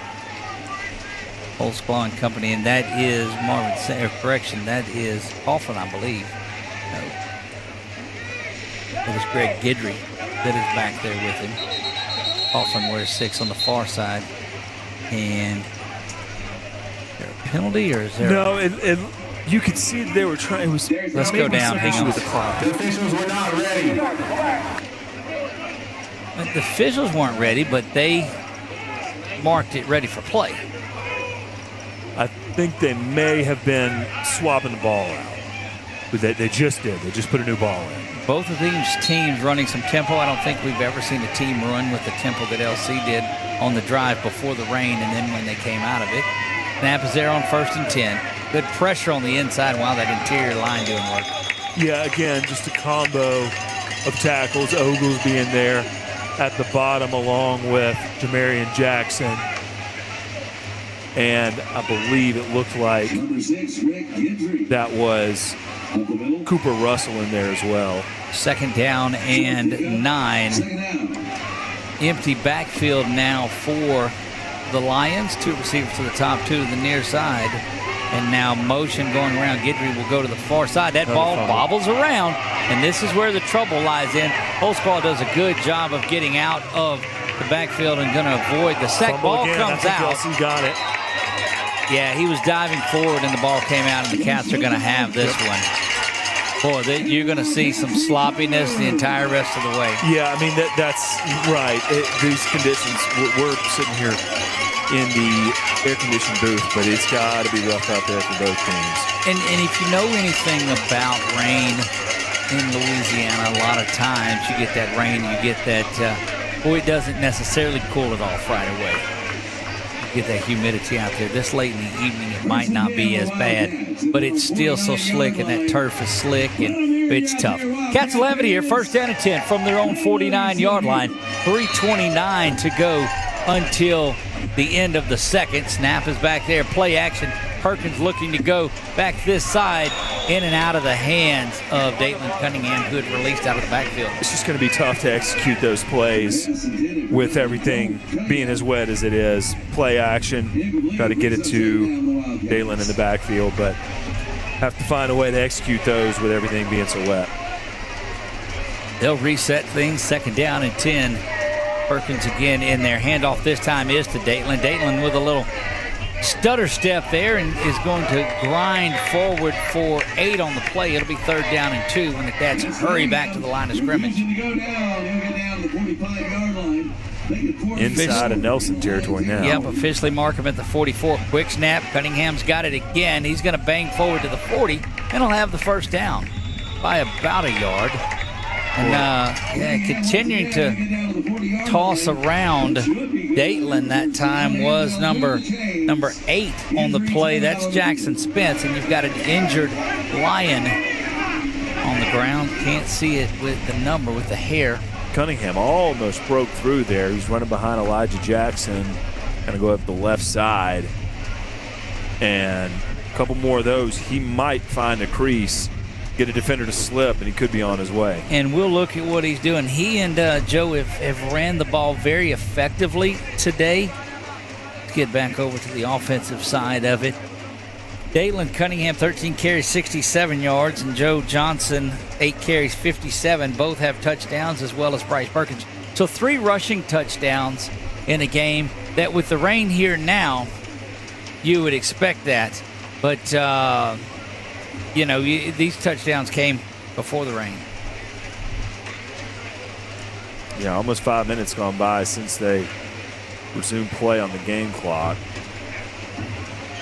And Nelson's dealt with a few injuries, even going back to the first quarter of this game, but it will be interesting to see how the play calling changes. Does Coach York, Coach Ben go to a more run-oriented attack with this weather, or can they still find a way to get things dried off enough for the passing game? And look, I don't know, Marshall, up 21-0, and your defense is doing everything it is. You're hitting the morale of this team. And look at Coach all the way across the field. If he's coming to get, I'm not sure. I'm not sure what that was all about. Looked like they've still got. Yeah, I mean they're still. But it almost looked like a couple of players were on the side. I'm not certain what the coach is doing or what that's all about. But he was coming over here to get his players off the field, and I don't know. All the way across the field. Yeah, I'm not sure if that was a head coach or not. I haven't been paying attention to whether or not that is the head coach. Well, it is 1st down and 10. Perkins back to pass, a wobbly one, but goes up and over the head, and just that's the problem with the wet ball. Right, again, and that's what we said during the injury timeout is what parts of their playbook can they still keep intact with this weather. 2nd down, and I just think a steady diet of Datelin does a lot. What do you know? There's Datelin kicking around. He's trying to hit that seam you talked about down inside the 20. And a diet of Datelin. Yeah, and I think you might have just nailed it right there, Doug. I think this could be the recipe, at least to close out this first half, is let your workhorse out of the backfield get things done for you, and you see Ja'Tarian Jackson check in. It looks like different running back that's in there now that I don't think that's Joe, is it? No, I think that is 37, yeah.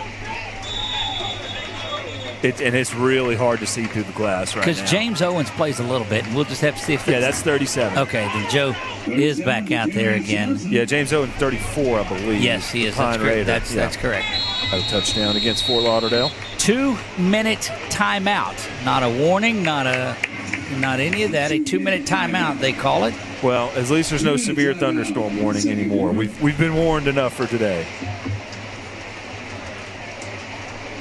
So they've got, they're still trying to sort out whatever they were discussing earlier on. But hopefully they've got everything sorted out on that side. 2 minutes left. Would love to get one more score before the half. Indeed, you would. And man, I'm telling you, what an interesting half it has been in this. You know, you get the rain, you get the long delay, you get the trickeration early on from the Lions, but you get good, steady Wildcat football from a team that looks like they're poised to go 4-1 in conference play. Yeah, and again, look, you said it right there. Conference play. This win is as bizarre as everything is, and as odd as this first half is going. You've got to get a Sooner Athletic Conference win today by any means necessary. There you go. 2 minutes remain here in the second quarter. We'll say the first half, but there'll be no halftime. Handoff goes there off the left side, making a move and slipping down. That's what it came down to, just slipped. And that is, will that bring up 3rd down and 8? Yes.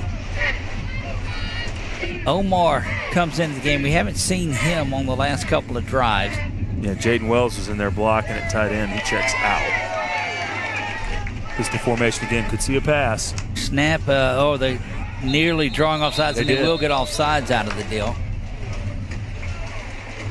We'll go down on the field and get the official call for it. I like to do that because that's when I remember.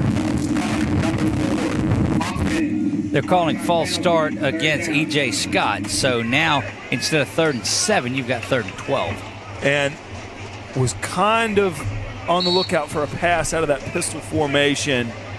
But now we'll have to see what 3rd and long, what they got to do to go in the bag and try to get 1st and goal here. So the safety's drifted over, it looks like, a little bit towards Omar. I like that slot on a slant. It is not a terrible play. Bryce now looking for Omar, and they're just going to, he didn't have a real good shot at it because he was held down inside the end zone, and you see the flag that rests at the bottom of the W, and good. We're going to not go down to I don't know if he's got his mic up too loud or the wind or what it is. Yeah, I mean, Omar Davis, again, he can hurt you that way too. If it's not a touchdown catch, he can hurt you with what he does, pressing defensive secondaries. Well, I mean, so what you're doing is that's not much different. If I'm guarding you on the play and the folks at home can see it on the screen, you're sitting down and I'm standing up, and I'm not going to go up there unless I'm holding on somehow. And again, Davis is so patient with those matchups. little bit of patience there trying to find the hole, but it is Nelson that is roaring through the line on that one. After the penalty, they'll put some squarely in field goal range, which is different in these conditions. But I mean, really, this is almost extra point territory for Levi if that's what they have to do. 50 seconds remain here. Trying to get to the edge, and there's that little hurdle again before Dateland is taken out of bounds. Boy, Dateland has had a pretty good game. Both of these guys have. The Cats over 140 yards rushing, so 250 yards of offense today in the first half for the Cats, and that's just that's what you want. Yeah, it looks like they stacked the box there. See what they do again. Snap is back. Perkins on that slant, and it's caught in the end zone for a touchdown. Wow. That's Jaden Wells there. Was that X? That's X. Yeah, there you go. X doing a great job. 14, Xavier Wow. Xavier Butler goes that. And, we talked about the slant a little bit early because the safety drifted over to Omar's side, and that leaves the slot open a little bit for that breakthrough. But and that's got to be, I think that's Devion's first catch of the day, or maybe a second. What did they say about Chris Carter? All he does is catch touchdowns. There you go. That kick is up, and it is good. Cats lead it 28-0, 40 seconds to go. Going to step away and take a timeout here. We'll take you with them. Be right back. You're watching LCU Wildcats on 446 Sports.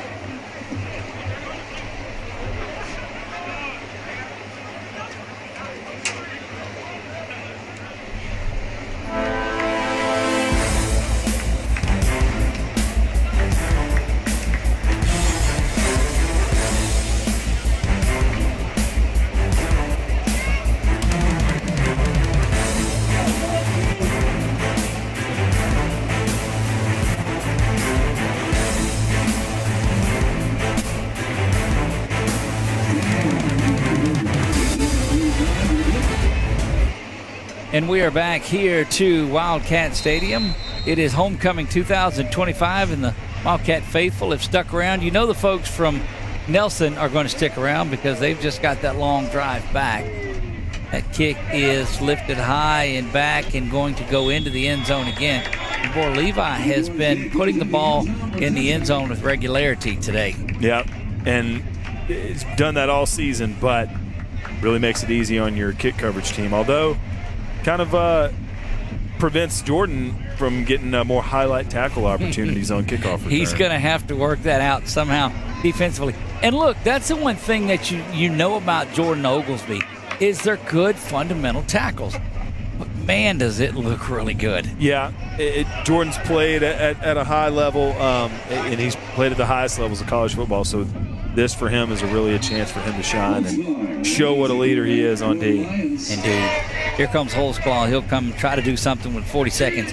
If you are Nelson, you're trying not to have a disaster or put that ball right on the money and not turning around. Nate Sullivan's going to get whistled for the penalty there. It'll be assessed from the line of scrimmage. That was a great throw from the quarterback. I mean, couldn't have put it in a better spot. If he ended up dropping it, that would have been due to interference. So that is the call.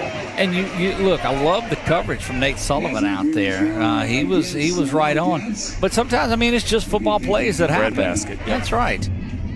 First down and 10 now go the Lions of Nelson. They're setting up, trying to do something with 34 seconds to go in the ball, or in the first half, if you will, the second quarter. 4 receivers to the far side and false start to the far side as well. Yeah, did get a jump over here on the left side, but I think you might be right. Nelson might have. Yeah, that left tackle pulled up a little bit too, and it's just been a first half of Nelson really shooting themselves in the foot here. They have not They have not been able to get anything going against the Cats. Yeah, one-win team and trying to get some headway against the Cats right now. First down and 15, go the Cats. That one is over the seam and playing center field and coming up and making that catch. Big time work, and that's your man, Kylan Polk. Yep, active pretty much every game this year. He was just sitting there waiting for that. And really a good job to secure that catch because it's a wet ball and it was coming right toward his numbers. So that's a nice play by 21, and he has made plenty of those this season. And look, that was just, man, that's just what you want to see is him being in the right place. 26 seconds to go. In some circles, you just take a knee and get out of this half. In here, I got to believe there's a shot at the end zone coming. Yeah, he does have 3 wide receivers stacked up over here on the near side, so we will see. And that's that hidden screen, I like to call it. Boy, that's a good play if he swings him out. Quick pass over the head of Darius Washington. Uses 3 seconds off of it. But I did like the motion. If you can get Datelin out there on sort of a solo with a man, because there was only one man that went out there with him, all the focus is on what the Cats have done the entire time here. Yeah, I think the fake from Perkins kind of threw off his rhythm and mechanics, so he overthrew Cunningham. But they're moving 2 wideouts over to that far side now, and looks like D-Dub and X go that way, and Omar's the lone route with tight man coverage on there, and you'll take that matchup any day of the week. There it is. He steps up, going to take this himself, makes a little juke, and needs to go out of bounds and does. Clock will stop at the 45-yard line with 13 seconds. Just not enough time, but it looked like Omar was breaking free. And that's where Perkins looked. I think he probably thought better of it, made the wise move and said, look, if my feet aren't set, I'm on the move a little bit. Let me just keep running forward. And the football's wet. 3rd and 5, exactly. All right, now you've got Jaden Wells, it looks like, out to the near side, close to the sideline. Nobody really on him. You got almost a linebacker that is out looking for coverage. Jaden calling for the ball. Perkins steps up in the pocket. Oh, it's collapsing all the while, and that will do it. The Cats would be well served to let this thing get to the half. 3, 2, and 1, and it does.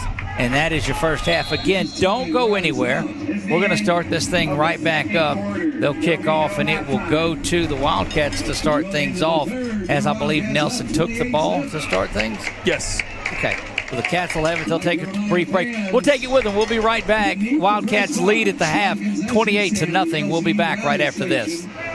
Ponchos and umbrellas are available.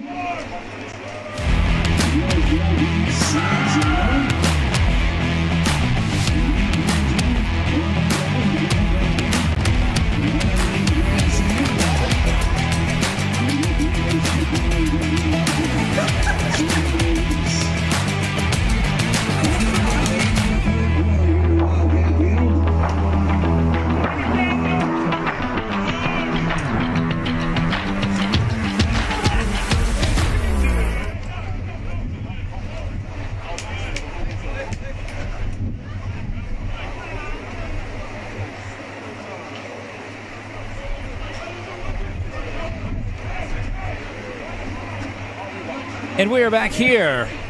Quickest halftime in the books there. We'll take that. But that weather delay that was ahead of time, that was earlier, kind of took the way of it. So as we did tell you, Nelson will kick off from there. Well, that was a weird end to that one. But the run never was involved in it because you had to get down the field. So Nelson was able just to play that. You took Datelin right out of the game. Yeah, it'll more than likely, Doug, be kind of an odd second half as both teams try to deal with non-ideal football conditions, but 4-touchdown lead is not a bad spot for LCU as they get a touchback. No, and if I know Coach Ben, then they are going to work on some things like that of just continuing his offense, and then it won't be long before he gets out of it and gets some of these younger guys. Now, they do have a JV game coming up Monday on there, too. Trying to work on maybe getting a stream set up for that, too. So we'll see. And you know, the interesting thing, like you mentioned, point differential kind of makes every conference snap something to consider. It does, indeed. Here we go. First down and 10 for the Cats, starting off the third quarter of this one. They lead at 28-0. Perkins, handoff right up the middle, goes Datelin. Datelin getting to the corner and slides for 8 yards. That is Tyrese Mosby. Tyrese Mosby with the carry, and I noticed just a little bit quicker. First time that we've seen Tyrese. Davis by himself on this side. Tyrese Mosby, freshman from Plaquemine. Yeah, nice gain there. Followed it up with a short game, but already, again, one play and you're in Nelson territory. There you go, 2nd down and 10. It is from the 48-yard line, and we do have the name of the homecoming queen. We'll get that to you after this play. Coming to the near side again. Oh, just some, when you see receivers and cornerbacks 10 yards off the ball, you know there's some chippiness going on. Well, when you see your running back run into your blocking tight end, you know he's pretty fast. That's exactly right. 3rd down and a couple from the 40-yard line. Mosby's got it again. He kind of sidesteps there for the 1st down. And congratulations to Lexi Broussard. Lexi Broussard was named Homecoming Queen 2025. So congratulations to Lexi Broussard. That was going to be here at halftime. It got moved to Quinn, but congratulations, Lexi Broussard. 1st down and 10 from the 36-yard line. Perkins plays a great fake. He is getting pressured there. Going to have to get outside of the pocket. He's looking for a little shove pass. And, boy, that's just bad decision-making there. Tried to shovel that over the head of 29. The 29 was up for the task. Well, look at Bryce Perkins' body language here. Jogging straight off the field. Look, he's headed straight over to Coach McLaughlin and gives him a high five and says, you know what you did. You know you're not supposed to do that. But look, not his best play, but I actually really like that reaction right there. He just jogs right off the field saying, I know, Coach, I know. Yep, and they just trying to make the play happen. And, if he gets that over his head, it's a touchdown.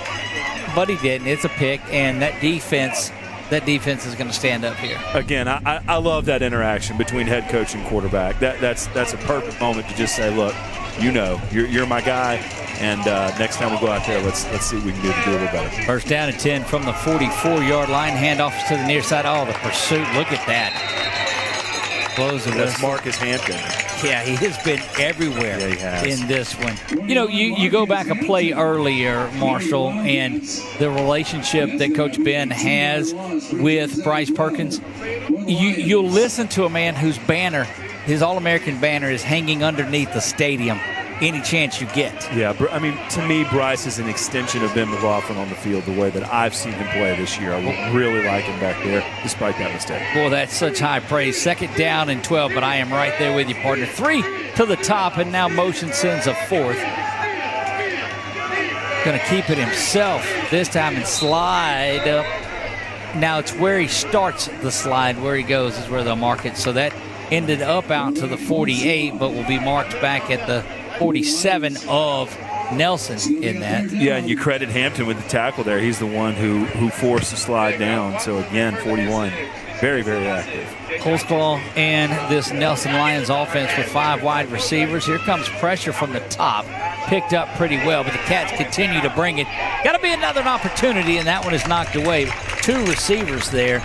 And normally, Marshall, you would think maybe there was a bad route and that brought the 2 receivers, but it's just the missed throwing the ball in the wet.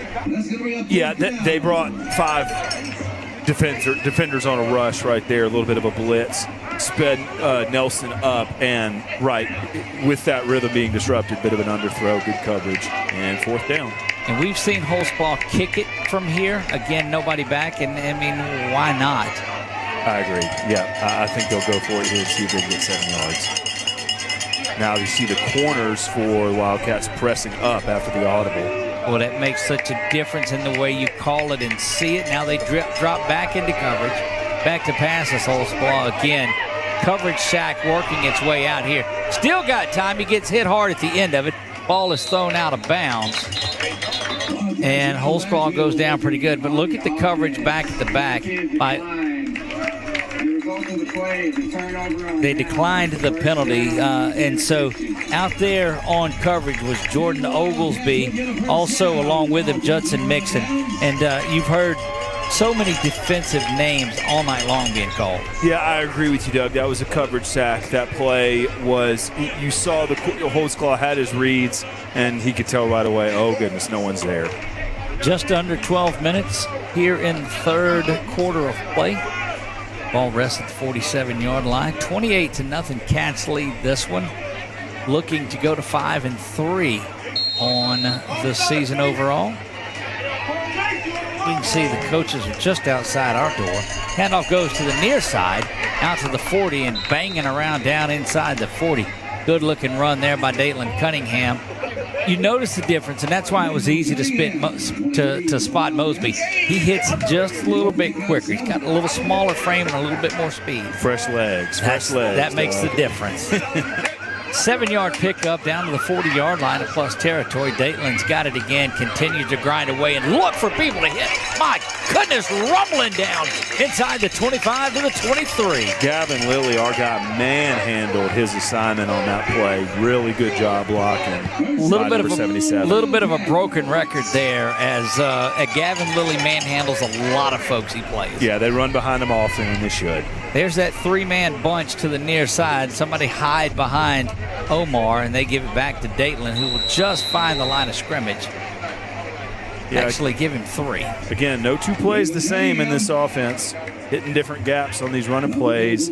Down really just about inside the red zone for second down. Cunningham comes off. Joe Johnson back into the game. Second down and 8. 3 bunched receivers. Omar leading the way. Looks like EJ and Darius back there with him, and it is, and the handoff goes right up the middle. Yeah, a little 2-3 yard gain, so third and manageable. And again, with the weather, not sure how this changes Levi's field goal range, but maybe we can just convert on third down, not have to worry about that right now. And I think that's what the Cats are focusing on, and why wouldn't they be? Snap is back there. Joe's got it. Up the middle he goes, banging around, and why not just get it that way instead of worrying about the field goal? Yeah, and again, still taking a peek at that trip, that bunch formation on the right side, and what they're cooking up with that formation. They haven't done too much out of it, or nothing too crazy. We'll see. Snap is there, and this time it is that little jailbreak screen. D-Dub's got it. D-Dub heading for the end zone, and he's there. Darius Washington flag on the play, so we'll check that out. He's coming over to talk to Ben, but it is a touchdown. You see Bryce Perkins' reaction, and that's a touchdown. Yeah. Let's see.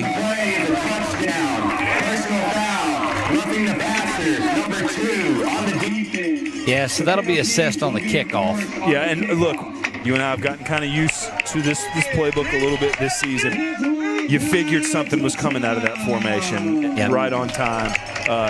D-Dub is in there to the pile. And you've ran the exact same set the entire way down the field, but have ran about 4 to 5 different plays out of it. Yeah, we get a good view up here, so you kind of see there's a reason. I really think this offensive staff calls plays in advance. Extra point is up, and it's good. 35 to nothing, 9:52 when we come back. You're watching LC Wildcat football on 446 Sports.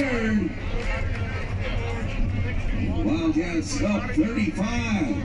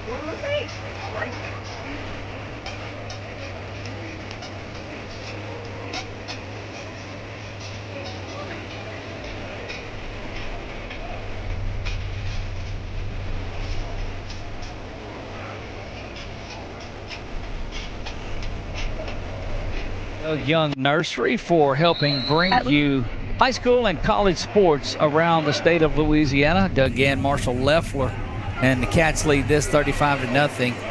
And that's been kind of the norm. The touchbacks, that one went a little bit deeper, but it was the 15-yard penalty that did it. Yeah, and again, for the second consecutive home game, you're going up against a team that doesn't have as many wins as you, that isn't necessarily executing as well as you. And for the second instance in a row the Cats are in control of that, not getting caught up. You saw a personal foul there, roughing the passer. Don't see anything like that on the home side, so a good job to just stay in control of a team that you are outplaying so far to a wide margin. So let's look ahead a week from today. That'll be a 2 o'clock kickoff as the Steers of Texas College make their way in. That is next Saturday at 2 o'clock. Marshall and I will have the call for you here, and that one is out to the outside, which is a good pickup. That is the sophomore Quentin Jones with the carry. And a good job, really, just to host the Wildcats over there on that side. Doyle kind of made it happen, getting into the flat, gain of 3 or 4. Let's go all the way back to the first quarter, Marshall, when you talked about that 3-man front that allowed the Wildcats to blitz from different angles. They're back to that now, and, man, that's made a big difference. Yeah, that allowed them to load the box late and stop the run early. Holtzclaw, oh, gosh, there he is again. Big-time work. And that, wow. That's 47 again. That's Moore-Leday from Lafayette Christian. Look, Jonathan Moore-Leday, LCA Knight, and, well, they're on a pretty good roll. They took care of a really good Notre Dame Pios team last night. And LCA won state titles from 17 to 20, 4 years, and haven't been back since. Did similar since. things in basketball, too, so like them or not, they've got it rolling. Coach Chop and quarterback Braylon Walker and that group ready to get back down to the Dome again, but a loaded division. Back to pass now is Holtzclaw. He's going down the seam. That's complete, and that's the best pass and catch that we have seen. That was the freshman tight end, Dylan Lampier. Yeah, good job by him actually to reach back a little bit over his rear shoulder and pull that in. That's probably the best pass that we've seen Holtzclaw throw today, too, just in the vicinity. Snap is back 1st and 10 from the 46. Here comes pressure. That one is dumped back over and in and out of the hands, that time intended for number 11. That was the senior, Zach Fuller. Yeah, it looked like on this near side that they had a blitz from the weak side, but no call there, but incomplete nonetheless. 2nd down and 10 we go. From the 46-yard line back to pass is Holtzclaw once again. That pass in and out of the hands. And when you're having a rough season, you're seeing some passes that are missed, and it's okay. Well, when you have Kendall Rowan waiting for you when you catch the ball, that might stick in your head a little bit too. I think that might have something to do with it. So on both sides, if the quarterback's like, I got to get rid of this because they're getting on me pretty quick. Goodness gracious. 3rd down now and 10. Cats defense is stepping up here after that pass down to Lampier. Back to pass again. No pressure from anybody but that front 3. And that is dumped off and looks like it's complete. They're going to mark him out at the 50. Yeah, I think you're right. Just past the 50 to the 48-yard line where it'll be 4th down. And no, they're calling it incomplete. So they go to the official to the near side, or to the far side back. The back judge marks it complete, runs it up, and side judge on the far side says nope, he was out of bounds. That'll bring up 4th down and a punting situation. And this is one of those better safe than sorry on this. I was just about to say the same thing. Yep. 35-point lead, wet field, wet ball. No need to really do anything. Here's pressure up the middle. Beautiful end-over-end kick. Fair catch called for and made at the 19-yard line by Darius. Last time Darius caught one, he went to the end zone with a touchdown earlier on that pass. We'll see what Bryce Perkins and that offense is able to do. Yeah, good job. I mean, really any situation where you can cleanly field a punt like that, I'll take it. 35-0 in the ball back, in control. Yeah, without a doubt. And, you and I have talked about it, too. It's just the game's going to play the entire game. In high school, you get to a certain point range and the clock runs. It's not that way in the college level. So we'll see another opportunity for Perkins. Make up after that interception. We will get some stats for you coming in just a moment. We'll go down through some of those. Tight coverage on Omar. Perkins trying to go over the top and just overshoots nearly Well, the flags are flying. So it was Scott. He must have been intended to throw it to Scott, because Scott was nowhere near there. He must have got held up. I was watching Omar on this side. And when every angle throws the flag, they're going to call that on number 7 defensively, and that is Jordan Walker, the sophomore. Yeah, Nelson's been heavily penalized since just about the second or third series of this game, starting with holding calls on offense, and they've been picking up everything since then. Dalen Cunningham over the century mark again, 20 carries, 113 yards, and a touchdown. Joe has added 70 yards. The Cats total about 250 yards on the ground, 145 through the air. Perkins with 2 touchdown passes. Handoff right up the middle, adding to that total. And on drives like this, that's Johnson that you see in there. Yeah, got hit hard running behind left guard, but picked up 2. And at this point, I think you'll take 1st and 10 to 2nd and 8 throughout this second half as they stay in control. Well, and here's a little bit of a difference, too. The Cats had been snapping the ball at about 35 seconds on the play clock. That time they slowed the pace and waited till 31 seconds. So not really going with that NASCAR type of pace. And this one, as they untangled bodies, will drop even a little bit lower than that. Wells checks in for Jackson in that blocking tight end spot. Oh, I really like Jaden. He had a catch in that Panhandle game, OPSU, a few weeks back. That was a solid night. Comes motion to the near side. And that is complete. That's X. Yep. Xavier comes up and gets that one. Davion Butler, his second catch of the game, give him 17 yards now on the day. And the Cats out here 4th down, and a yard will go for it. Now Jackson checks back in as an extra blocker. Well, you see him off to the right side, H-back side. Snap is there, handoff up the middle, spins around, and that's just all second effort there. Good piece of running by Joe Johnson. Yeah, once you saw Jackson line up over there with Lilly and Gotro, you figure the play might go behind there. That's what happened, and it's 1st and 10. You had a good look at Joe on your screen just a minute ago. Boy, he's just a big back that is there. 1st down and 10 now. Cats have it 6:15 in the 3rd. Cutting back in, trying to get in behind those big hogs along that front line and just run the football, boy. Coach Corey York and that offensive line, you know how much pride they take out of this. Yeah, it's a really solid group. I mean, they go probably 8-9 deep with guys that can get in there and get quality snaps as we got a player down. Yep. For Nelson. Injury timeout. They're tending to the Nelson player, the Nelson defender. We'll take it with them at 5:58 to go here in the 3rd. You're watching LCU Wildcat football on 446 Sports.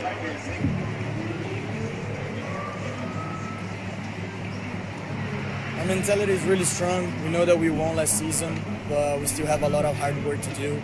We need to keep humble. We need to keep fighting. We're going to face great teams in this conference, so we need to give our best. We need to give 100% every single game, every single practice, so we're going to be able to achieve great things again and win again the conference for this college.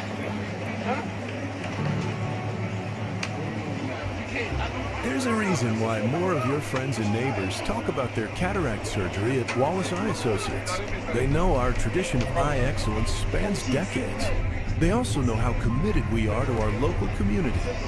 If you're ready to have your vision restored through modern cataract surgery, call us to schedule your annual cataract evaluation. When it's time for cataract surgery, there's only one team, one focus, your vision. Wallace Eye Associates.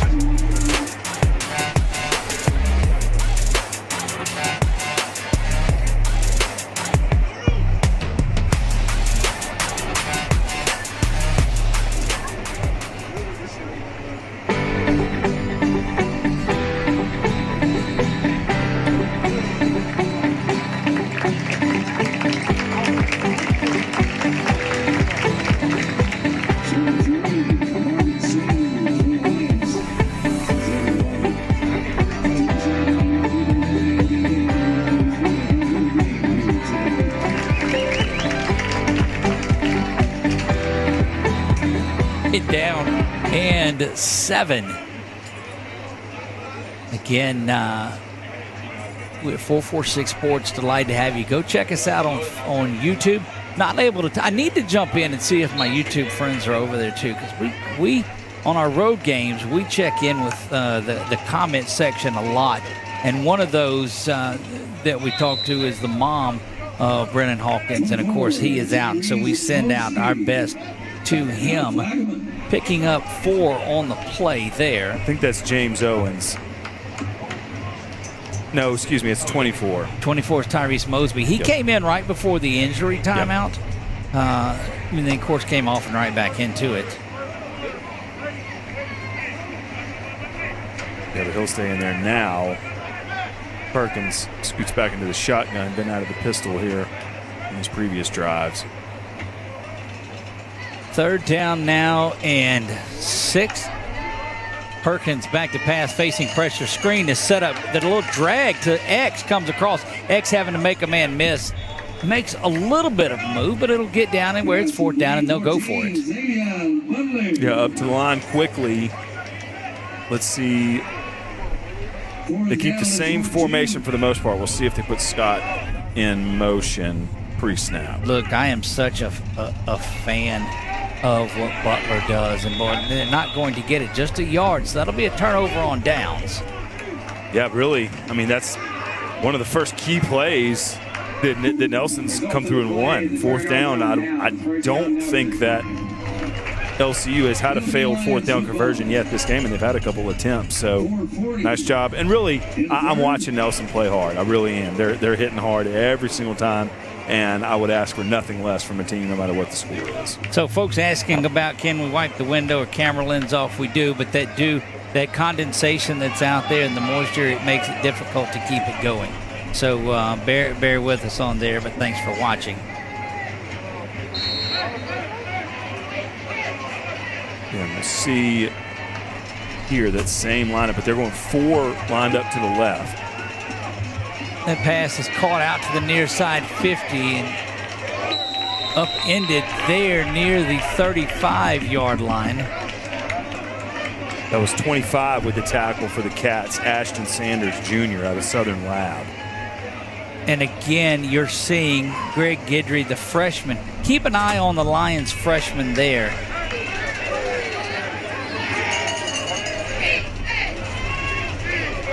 Let's see Nelson try to fill it deep here.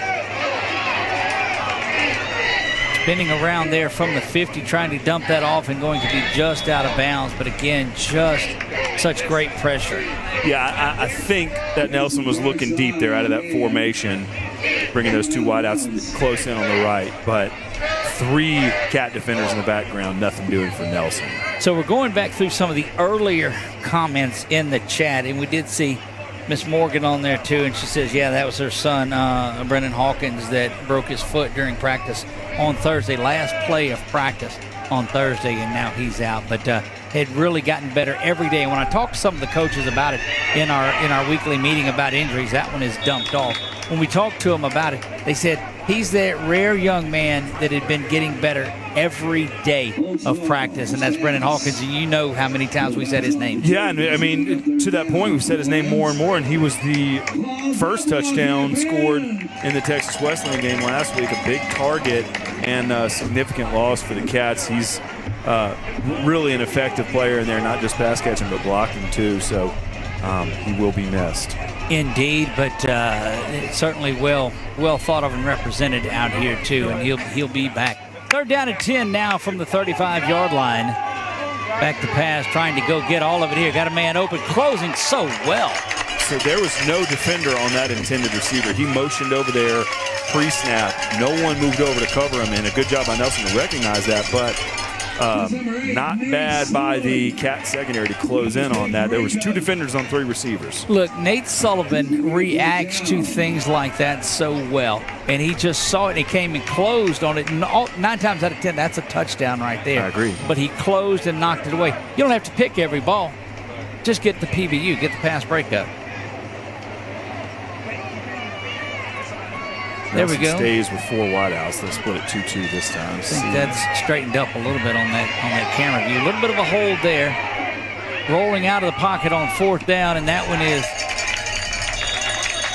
caught just outside the 1st down line. So tremendous job of getting things to happen. Judah Holtzclaw, the sophomore quarterback, going to be a good one before time is out. Yeah, still want to keep him off the scoreboard here. Just about 3 minutes left in the 3rd. 1st down and 10, and you know that things do get a little, I don't know, not sloppy necessarily, but there you go. That one going up, and we'll see incomplete. That one had to go high in the air to get it, but was unable to, and you can see just the work that these Cats are doing defensively. Yeah, and that's what you mentioned, failing to convert on 4th down and then allowing a 4th down conversion right there. It's going to happen, but let's see if here on 2nd down they can stop this drive here before they get into the red zone. Indeed it has, and looked like we've got the ill effects of the rain that came through. Boy, that was the hardest rain we've had in a long time. Holtzclaw rolling around the other side. Wide open receiver again out of the backfield, and that, I think, is Guidry that is open there. And a little bit of pushing and shoving going on and still doing it. Nate, the senior, will get in there, and he doesn't care who it is. Got a Lion player down. Yep, you see Nate Sullivan on your screen, and look, he's just tough as nails. He will get in there and argue with the wall about something. Just such a player. It's kind of competitive drive you have to be a cornerback or a safety. So yes. And look, leading tackler last week, got interceptions against Wayland Baptist back last month, so he's a leader back there, number 8. They are resetting the play clock. And yeah, it looks like the injured player made it back to the sideline. Yep, 3rd down and inches. The ball rests at the 15-yard line. Certainly the best opportunity, best drive of the game being put on here by the Lions. 2:39 and counting to go in the 3rd. Motion out of the backfield, and looked like it may be a false start. Coming in to talk about it a little bit.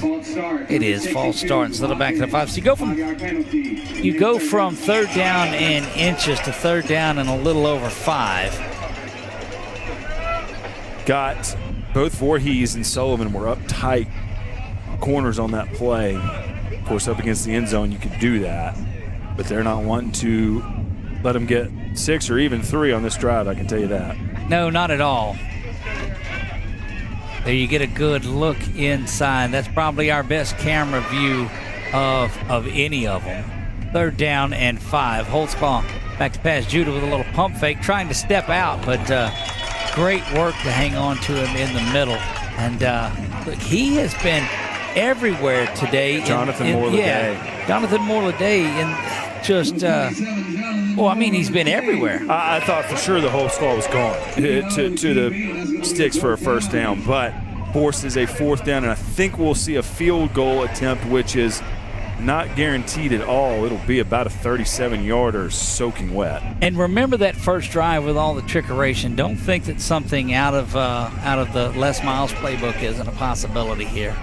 148 and counting.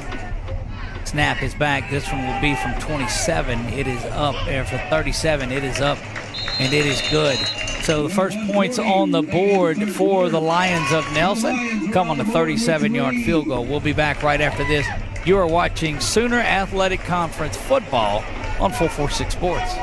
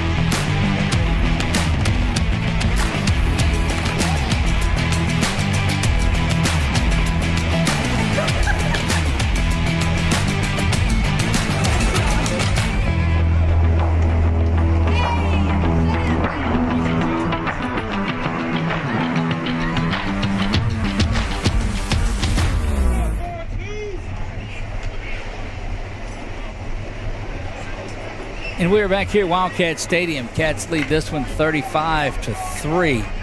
Darrell Walden and Darius Washington back deep to receive.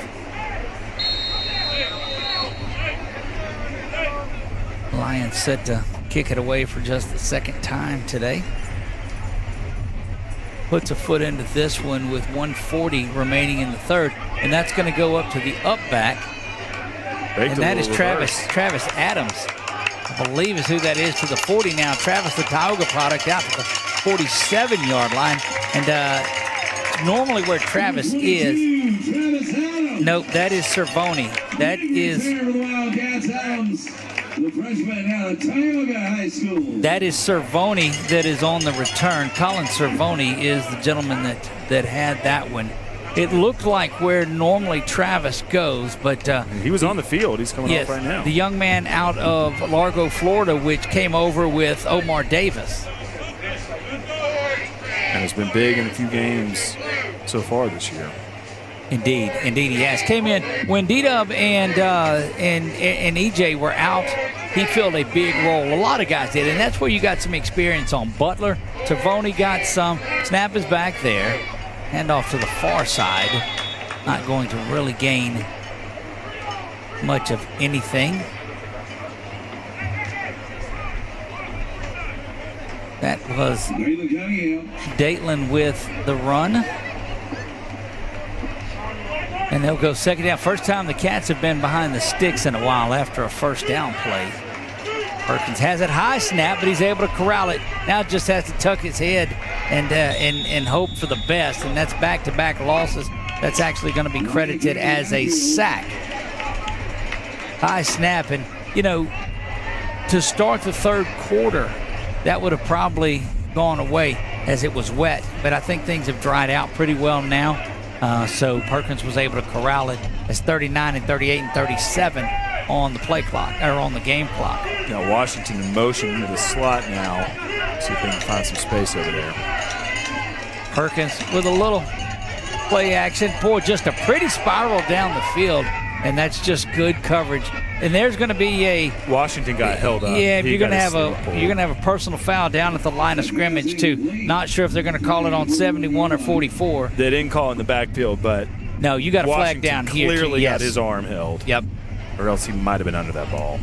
And it was such a pretty spiral thrown by Bryce. Conduct number 71 on the offense. 15-yard penalty. This is first of the game. So they will whistle that unsportsmanlike conduct on Javante Roberts.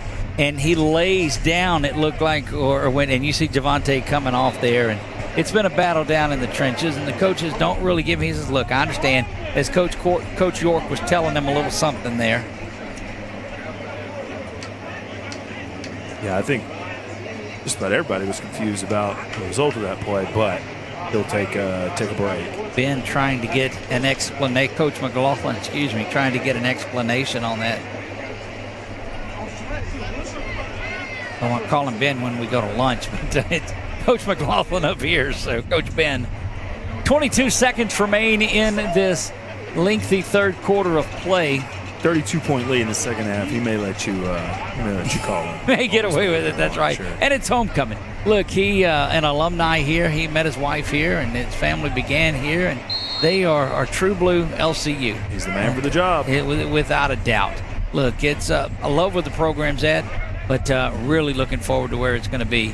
Baker back to kick it away, puts a foot into this one, and gets it to turn over. No fair catch called for, but slid down there and touched up right around the 28-yard line, and that's dangerous. That was Cervoni that got down there and did that.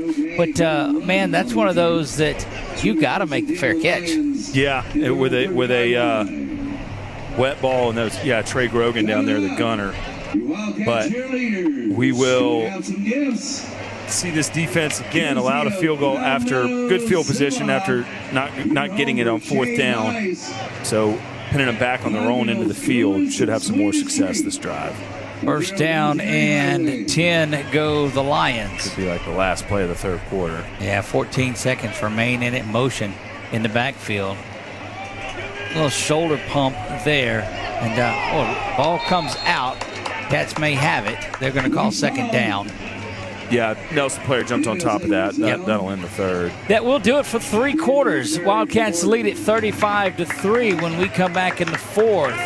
You're watching Homecoming 2025 for the LCU Wildcats, and they're up big in this one. We'll be back right after this on 446 Sports. When it comes to celebrating big moments, BK Distributors has you covered. From eye-catching fathead decals and senior banners to custom cutouts that bring your favorite faces to life, we help make memories larger than life.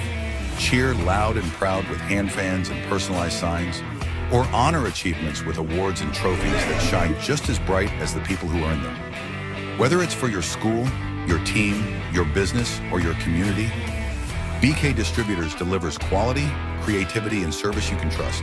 BK Distributors, where every moment deserves to stand out.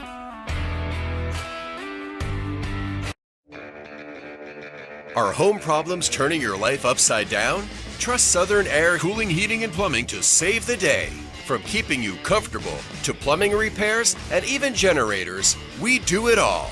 Southern Air Cooling, Heating, and Plumbing, your one-stop solution for AC, plumbing, and generators. If you need us to save the day for you, call Southern Air. Things in the fourth quarter of play. Doug Gann alongside of Marshall Leffler. And second down and 9 for the Lions. Had a field goal their last time out. Beautiful pass over the top. Looked like a little hand check there, but nothing doing, and good coverage down the line. I think it was pretty clean on that side, and he almost caught up to him. That's a great throw, great run. Didn't come up for Nelson, but that'll set him up with 3rd and long again. And this is a down and distance that LC has won all day. They have Trojans locally that we cover, Alexandria, on Friday nights. They call this the money down, and they're all letting you know that you want to cash in on getting off the field here. Showing a little bit of pressure pre-snap. Yeah, Judah Holtzclaw recognizes it, brings a man in motion, snaps back. Good pocket awareness. That ball going over the top again, nearly picked off, but it's going to be incomplete. And again, continued good coverage. Colin Polk, and he comes up a little limping at the end of that play. Yeah, looks like they kind of disguised the pressure there. The guys that were up on the line dropped back. The guys that were in the area behind that ended up blitzing. And another, really, 2 in a row from Holtzclaw. 2 pretty balls deep, just not able to connect them. Look, tell me, I know your Colin Polk was our player of the game earlier in the season. Tell me a little bit more about your thoughts on the way he's played tonight. Well, I mean, he's had some hard hits over on the sideline, and again, that was a tough interception that he picked up. But the secondary as a whole hasn't been challenged too much. So when he's had the opportunity, he hits hard. You know, out there out of Lowerville, you know they're going to come with the energy. And as we got a flag down, but the interception was huge. The way that he hits near the sideline is huge, and I'm happy to have him on the defense for the remainder of this season for sure. Look, there's no doubt about it, and we talked with Coach Ben after that Texas Wesleyan game and said, the youth versus the. Hang on, we'll see what he's got. Kick, holding, number 10 on the receiving team. The 10-yard penalty will be enforced from the end of the kick. First down, Louisiana Christian. So there you have the penalty holding during the kick.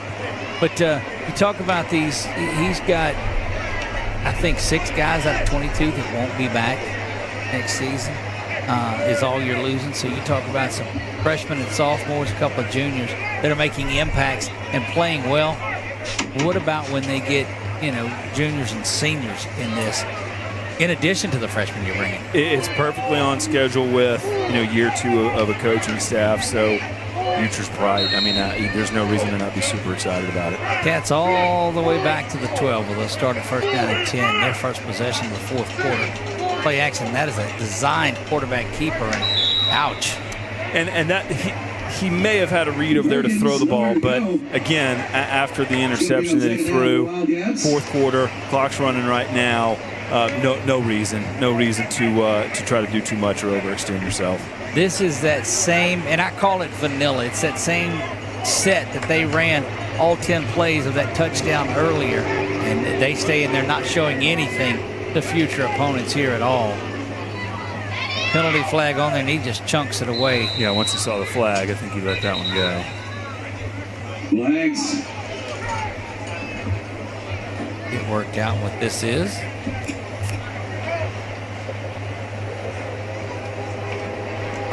Illegal formation, 5 in the backfield on the offense. Penalty is declined. So throwing it away, basically it just solves the case of the incomplete pass. No harm, no foul, if you will. But I think that it might be a little bit, would have thrown the ball a little bit more zip to it if he'd have known it was going to be the penalty there. Perkins rolling around. He's got to get out of the end zone. Make sure you don't commit a penalty back there. Bryce all the way out of it, continuing the little Bryce Perkins magic to get out of the end zone, but nothing to do with it there. Player down for the Cats in the end zone. Looks like he's okay. The offensive lineman, Gotro, help him up. Yeah, stops the clock there. You like to see it keep running, but I'm not sure what the read was for Perkins. But again, Nelson's not giving up. They're kind of similar to Fort Lauderdale a few weeks ago, playing hard, and you love to see that. 4th down and 11. Baker set to punt from inside his own end zone. He's at the edge of where the goalie's box would be in soccer, it looks like. Another big kick, and a hit and bounce up in front of the return man. He's got to get out of the way and gets a good Wildcat roll down to the 39-yard line is where it will stop. So not a tremendous flip of the field, but you get out of your own end zone, and you'll take that. Yeah, and again, you can expect Olds Clown Company to come back with some aggression here as they try to chip back in there. So you've just got to hold your own on defense, try to get the ball back so you can drain some more clock and get out of here. Well, one of the things you're doing is playing for next week and playing to build and playing to work. And that's what any of these teams are doing here late in games like this, because the film doesn't lie. And when you see if a guy's giving up or quitting or anything, it's a good opportunity for somebody to come somewhere else. So. Yeah, and like you mentioned, good home stretch coming up. It's time to peak. Handoff right up the middle, and boy, that's the best run of the day by sophomore Quentin Jones. Yeah, it looks like he almost might have fumbled that ball after getting contact, but he held on to it. Give him 11, and that puts them at the LCU 49-yard line with 13:15 remaining. That was Ashton Sanders with the tackle. Handoff right up the middle. This time it's the interior line of the Wildcats to get the job done. We'll be on the air next week at 1:30. That is a 2 p.m. kickoff as the Cats are set to do battle with, let's see, Texas College Steers. Yeah, Texas College Steers come in. Handoff goes now to Jones. He's following his big blocker, and that's how you want a running back to run, is right on the back of a big pulling guard. Yeah. Little chaos going out on the far sideline. Now, there will be a penalty at the end of that. Don't know if it'll be offsetting, but Coughlin mixed up with one of the Wildcats. Yeah, and that's not, I'm kind of surprised that's the first one of the day because they've had a few of those extracurricular situations. Personal foul, unnecessary roughness, number 52, defense. 15-yard penalty, added to the end of the run, automatic first down. So here's, this coaching staff not going to like that at all on it, but the difference between an unnecessary roughness and an unsportsmanlike conduct. Unsportsmanlike conduct, you get 2 of those and you're gone. Yeah, we've seen one of those already on Robert, so again, got to stay focused in this fourth quarter. From the 24, the handoff is off the left side, but the Cats' interior defense is right at it again. That is Quentin Jones that carries. Yeah, Jamarian Jackson in there as well to make the stop. Now we've got number 5 checking in for the Cats, Cameron Leonard. Jonesboro Hodge Tiger, he'll check in. Good to see these coaches starting to get some players in. Yeah, in for BJ. That hard-working group of LCU cheerleaders make the long day trek to Fort Worth last week. There's Jones again, and finding some success in Quentin Jones. And look, I'm telling you what, there's been some there's been some extracurricular post things on there, and I say it's the Cats a lot of the time that are finishing these plays. Don't know if something's going on inside the tackle or what it is. Xavier Jackson got the tackle there, number 57 for LCU. It's coming up on 11 minutes left. They keep this clock running. That's what you want to see. It's absolutely what you want. Third down now and 6, maybe 7 for Nelson.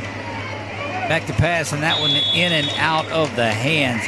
Looking for that little swing pass. Fourth down now.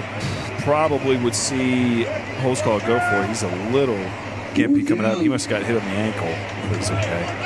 Yeah, he's been a competitor in this one. Looks like they're going to bring the field goal unit out. Yeah, I've got 25 on the play clock, so they should have time to set this up. 37-yarder, possibly 38, depending on where they mark it from. That's the only points of the day. We're off the leg of Cade Whitehead, and he will make his way back out there. Long snapper on this is Jordan Todd. It is out of the hold of Jordan Walker. Snap is back, pick is up there, and it is, looked like it hooked, yeah, it came out missed right on that one, and somewhere Bobby Bowden and the folks are thinking about that. Wow, that's old school, isn't it?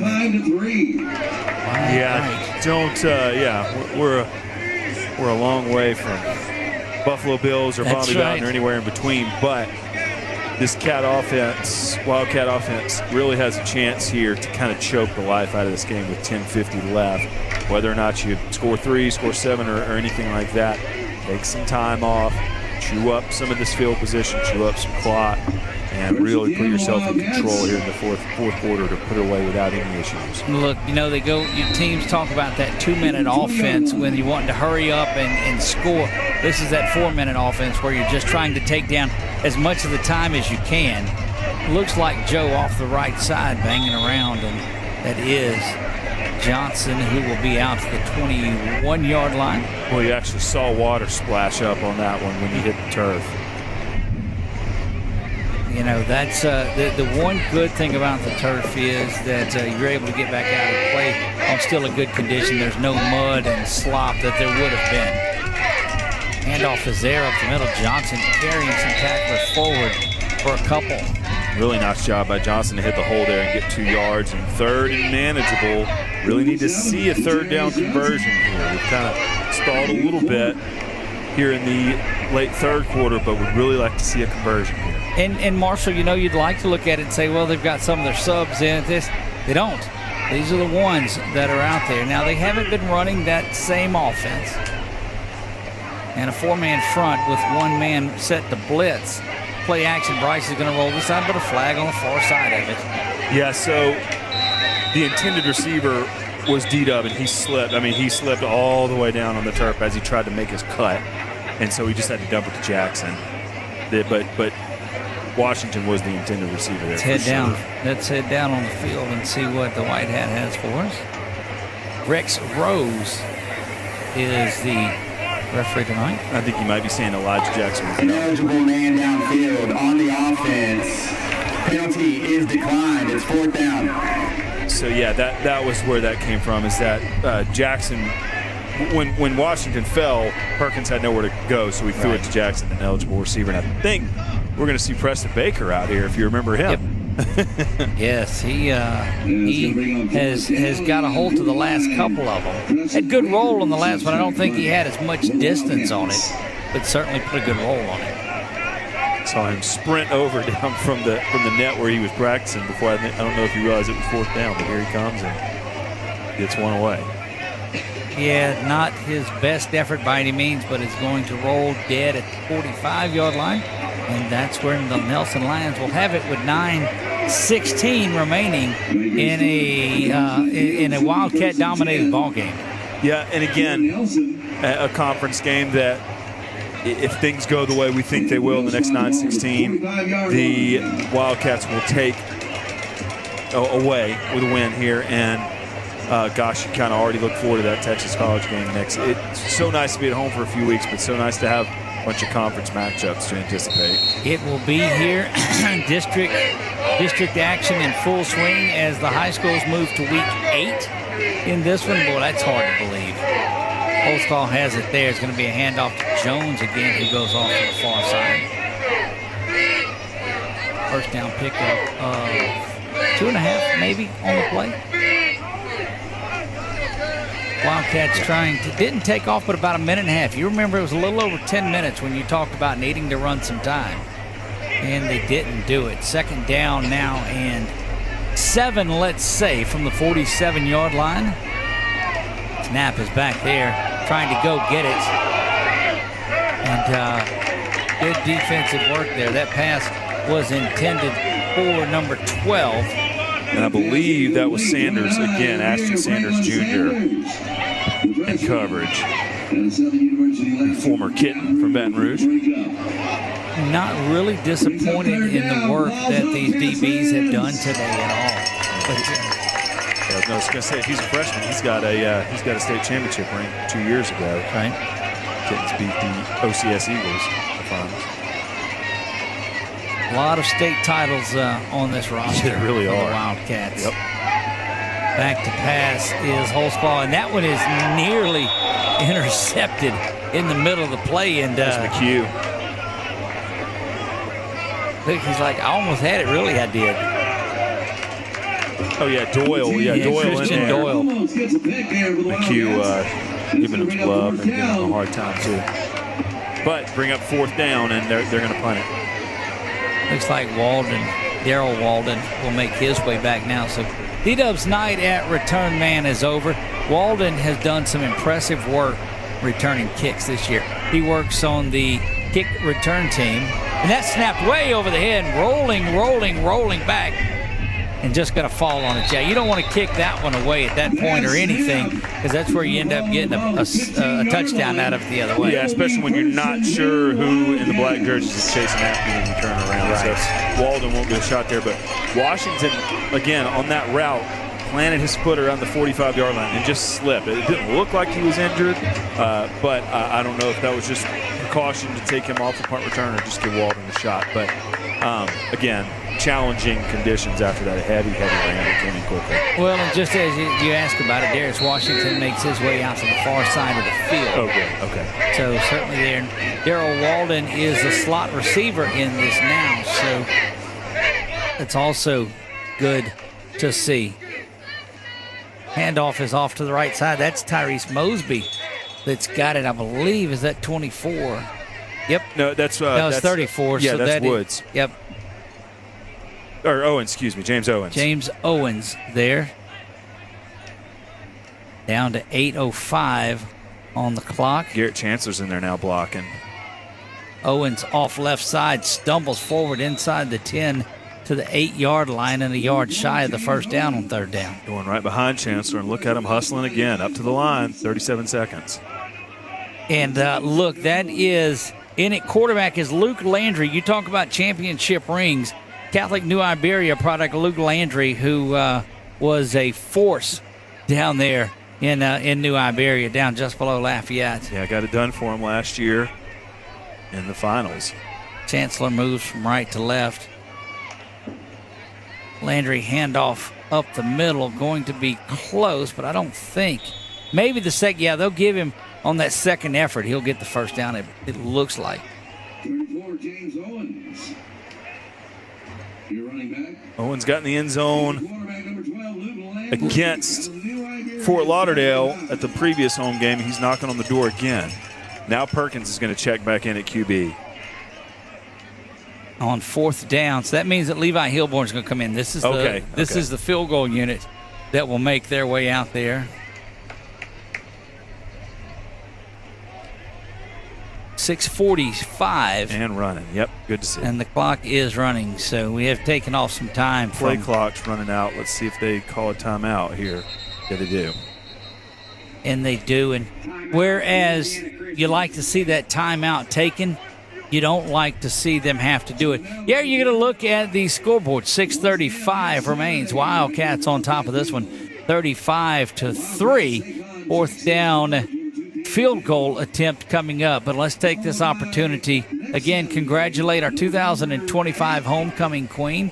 She was named during the rain delay festivities, Lexi Broussard. Congratulations to Lexi, who is the 2025 homecoming queen here at LCU. And next week, Marshall, Texas College comes to town. Yeah, I mean, you're looking forward to these games that you think will be tightly contested within conference. And the Steers, this has been a team, a conference foe that Wildcats have some familiarity with. So coming right back with another team that's just struggled mightily all year, as they are 0-6 and 0-5 in conference play. So, again, another very winnable game for the Wildcats. It would be an upset if they didn't. Kick is up, and it is good. 38-3. We'll talk about that Texas College team and how they got to where they are when we come back. For Marshall, I'm Doug. We'll be back right after this. You're watching LCU Wildcat football on 446 Sports.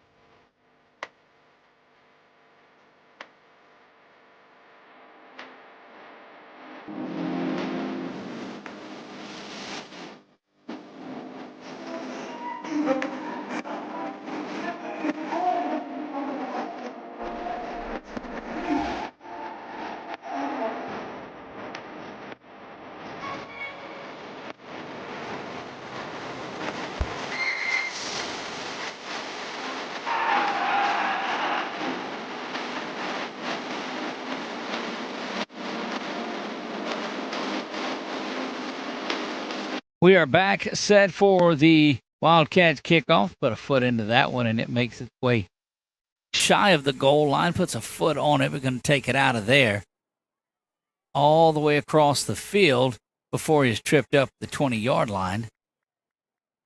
Nice job pursuit there on kick coverage team. Really got down there on that side of the 20 pretty early. And field position has just not been friendly for Nelson, and that's a credit to this special teams unit. We talked a little bit about the Texas College team that is coming in. So the Wildcats, in their opening schedule, I mean, you look at, they played Texas Wesleyan, played Hardin Simmons, played McNeese, and Texas Wesleyan. So these teams are top-tier teams. They're coming against some that, on paper, they're supposed to win these games. They took care of business today, and Coach Ben will tell you, we don't play them on paper. Right. So you got to be ready. Yeah, tight games with both Langston and Wayland Baptist. A couple games that were, wide margins on either side, whether it's win or loss for the Cats. But even though the Steers 0-6 on the regular season, you'll recall homecoming 2024 here in Pineville, Texas College, an OT win, 40-34 over the Wildcats. So plenty of reasons to get some revenge here next week at home. One of the questions on our YouTube chat, and we'll get to it after this play, as that handoff is in the middle and won't take long, is do we think will LSUA get a football team? And I'm going to say no to that. Just not on their priority list. They've got so much other going on. And to start up a football program, my goodness. But I will say this. I love this basketball rivalry, both men's and women's. I've been to them. The students have a ton of fun with it. I've been to one at LSUA and one here on this campus. It's a great rivalry. And even though they can't match up on the football field, those hoops games are really, really good. We've called some of those as well, and it does not stop there. Baseball, softball, whatever sport it is, they know. And they play for a cup each year, or a trophy each year, is that first down carry. It's a model of the Jackson Street Bridge there that bridges the two cities, and the team that has the most, that secures the most wins through the games, gets that trophy for a season. Yeah, I mean, and of course I can recall when LSUA was a two-year school and LCU was a D3 school back when they were LC. So it is nice to see these teams to be able to match up every year in some of those sports, even though it's not football. But I will say if they ever wanted to build a football field out there, they got plenty of acreage out there on the farm to do it down there south of town. I just believe that's not anything you're ever going to see. So a short answer or a long answer to that short question is no. I don't believe they'll ever get a football team not in years that I'm calling games. I can just about assure you that here. And looking forward to a big rivalry year between LCU and LSUA. It's always a good time, and looking forward to seeing how new President Mark Johnson, just leads the charge into that. Yeah, and it really starts with these fall sports, not only football, but the volleyball team as well. They invest a lot in this program. They bring a lot of talented student athletes in from all over to play volleyball. And so it's nice to see those fall sports kind of kick off the academic year in the athletic department. Indeed it is. 2nd down and 5. We play handoff up the middle. Breaking tackles and getting another first down. We'll start maybe calling some of these names of these younger guys. Tyler England Jr. is in there, number 33 for the Wildcats. He is a freshman outside linebacker from Thibodeau High. And we will, as the play develops, we'll get some more of these names. We're under 3.5 minutes remaining in this one. Snap is back. Good pressure up the middle, but a quick throw over to the near side. It is caught there, but a penalty flag flies. And you see 29 and 28 in there, too, it looked like. That was Amir Franklin Sanders, also Lazarin Brown. And we, of course, have seen Franklin Sanders in there. Ineligible receiver downfield, ineligible lineman downfield is the call. Yeah, so you see really this fourth quarter kind of come and gone with LCU really locking in. And it's hasn't been much going on since the delay for either team, but that's to be expected. Correct. I mean, and you just lose, especially the way LC came out right after. That's Quentin Jones, who the one highlight in this second half and in this game for the Lions has been Quentin Jones here on these last couple of series.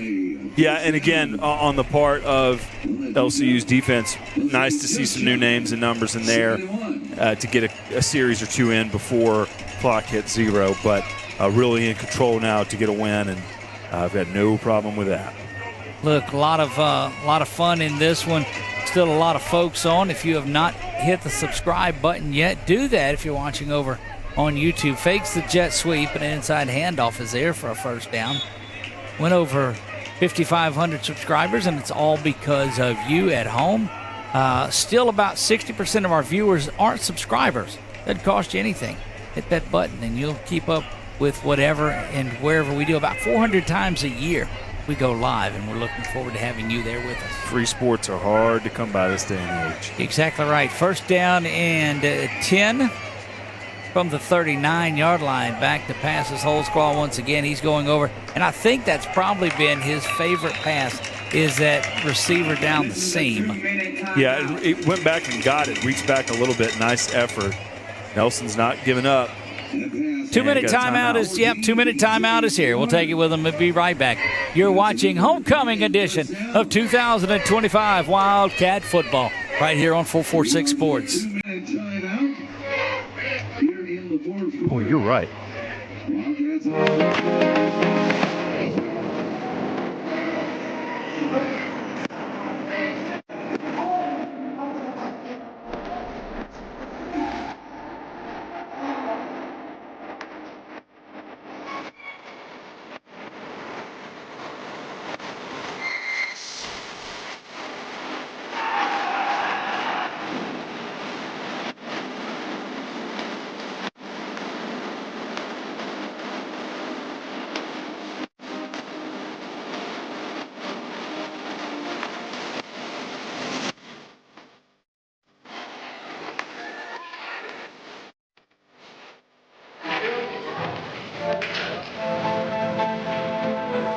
Line. Snap is back to Holsclaw. He is going to look over the side. Too tall to call. That one is incomplete. And that'll bring up second down. Clock stops at 1:51. And Marshall, I see you're perusing said lineup, and what are your thoughts on that? Man, youth everywhere. If you are going to be tuned in to LCU football in 2026, you can keep this roster because most of these guys are going to be right back, and that is tremendous to see, especially, like I said, second year of a coaching staff. You've got the groceries picked out. Now you're ready to cook the meal. Just when you do a football game with a great play-by-play guy, and I'm talking about Marshall, not me, you learn some just big work in the backfield in the midst of that compliment. And that's number 47 again. He's just been all over the field today, Moore-Leday. Yeah, look, Jonathan Moore-Leday out of Lafayette again, having a big time celebrating that Knights win from last night. But the groceries are here. It's just time to cook the meal. That's good stuff. 3rd down and 15. Holtzclaw has went the distance here.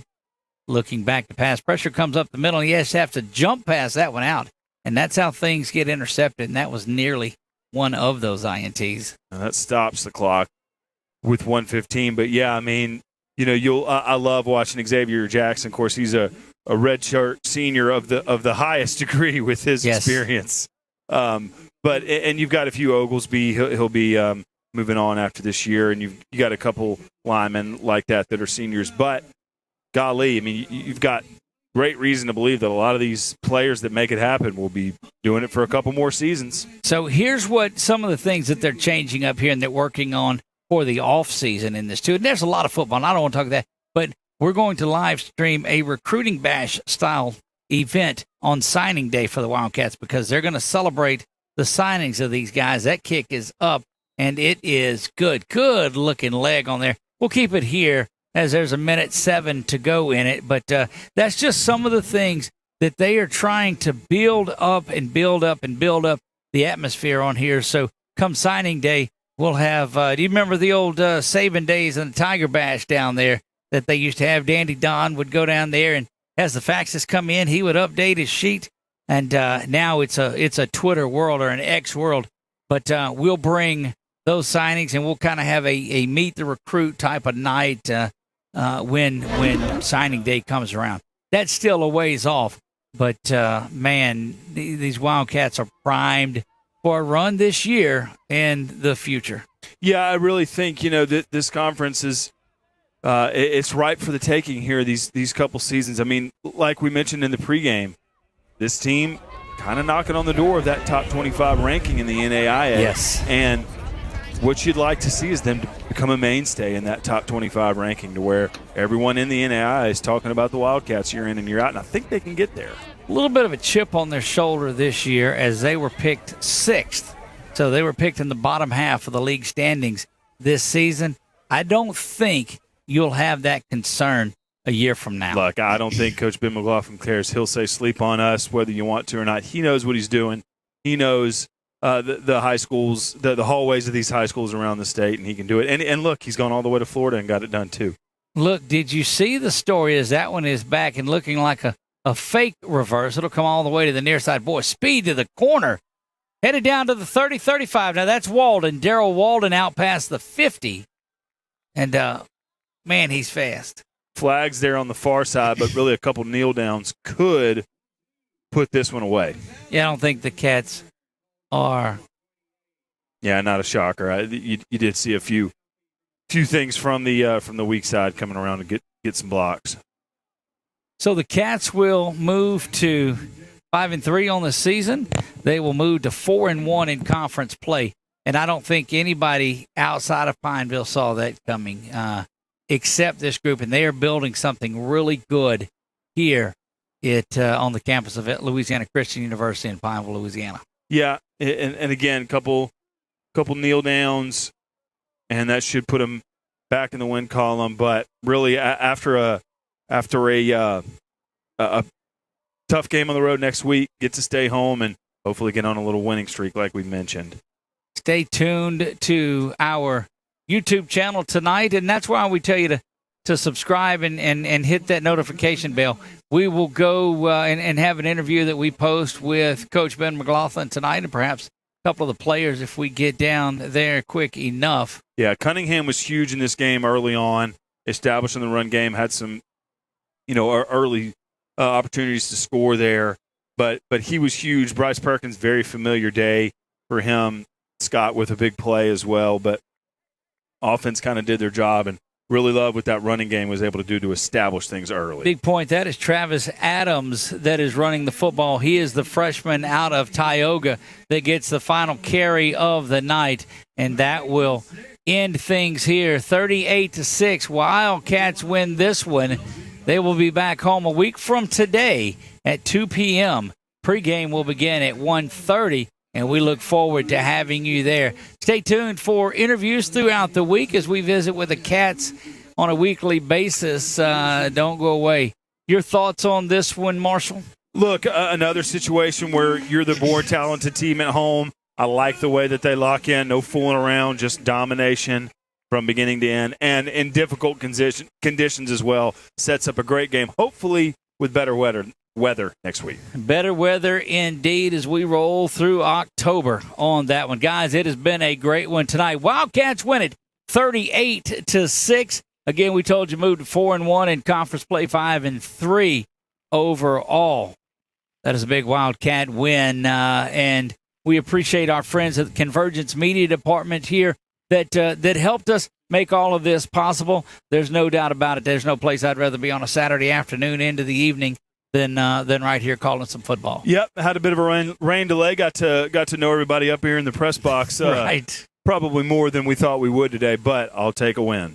Indeed you will. So Wildcats win. Homecoming 2025 in the books for all of our Convergence Media Department.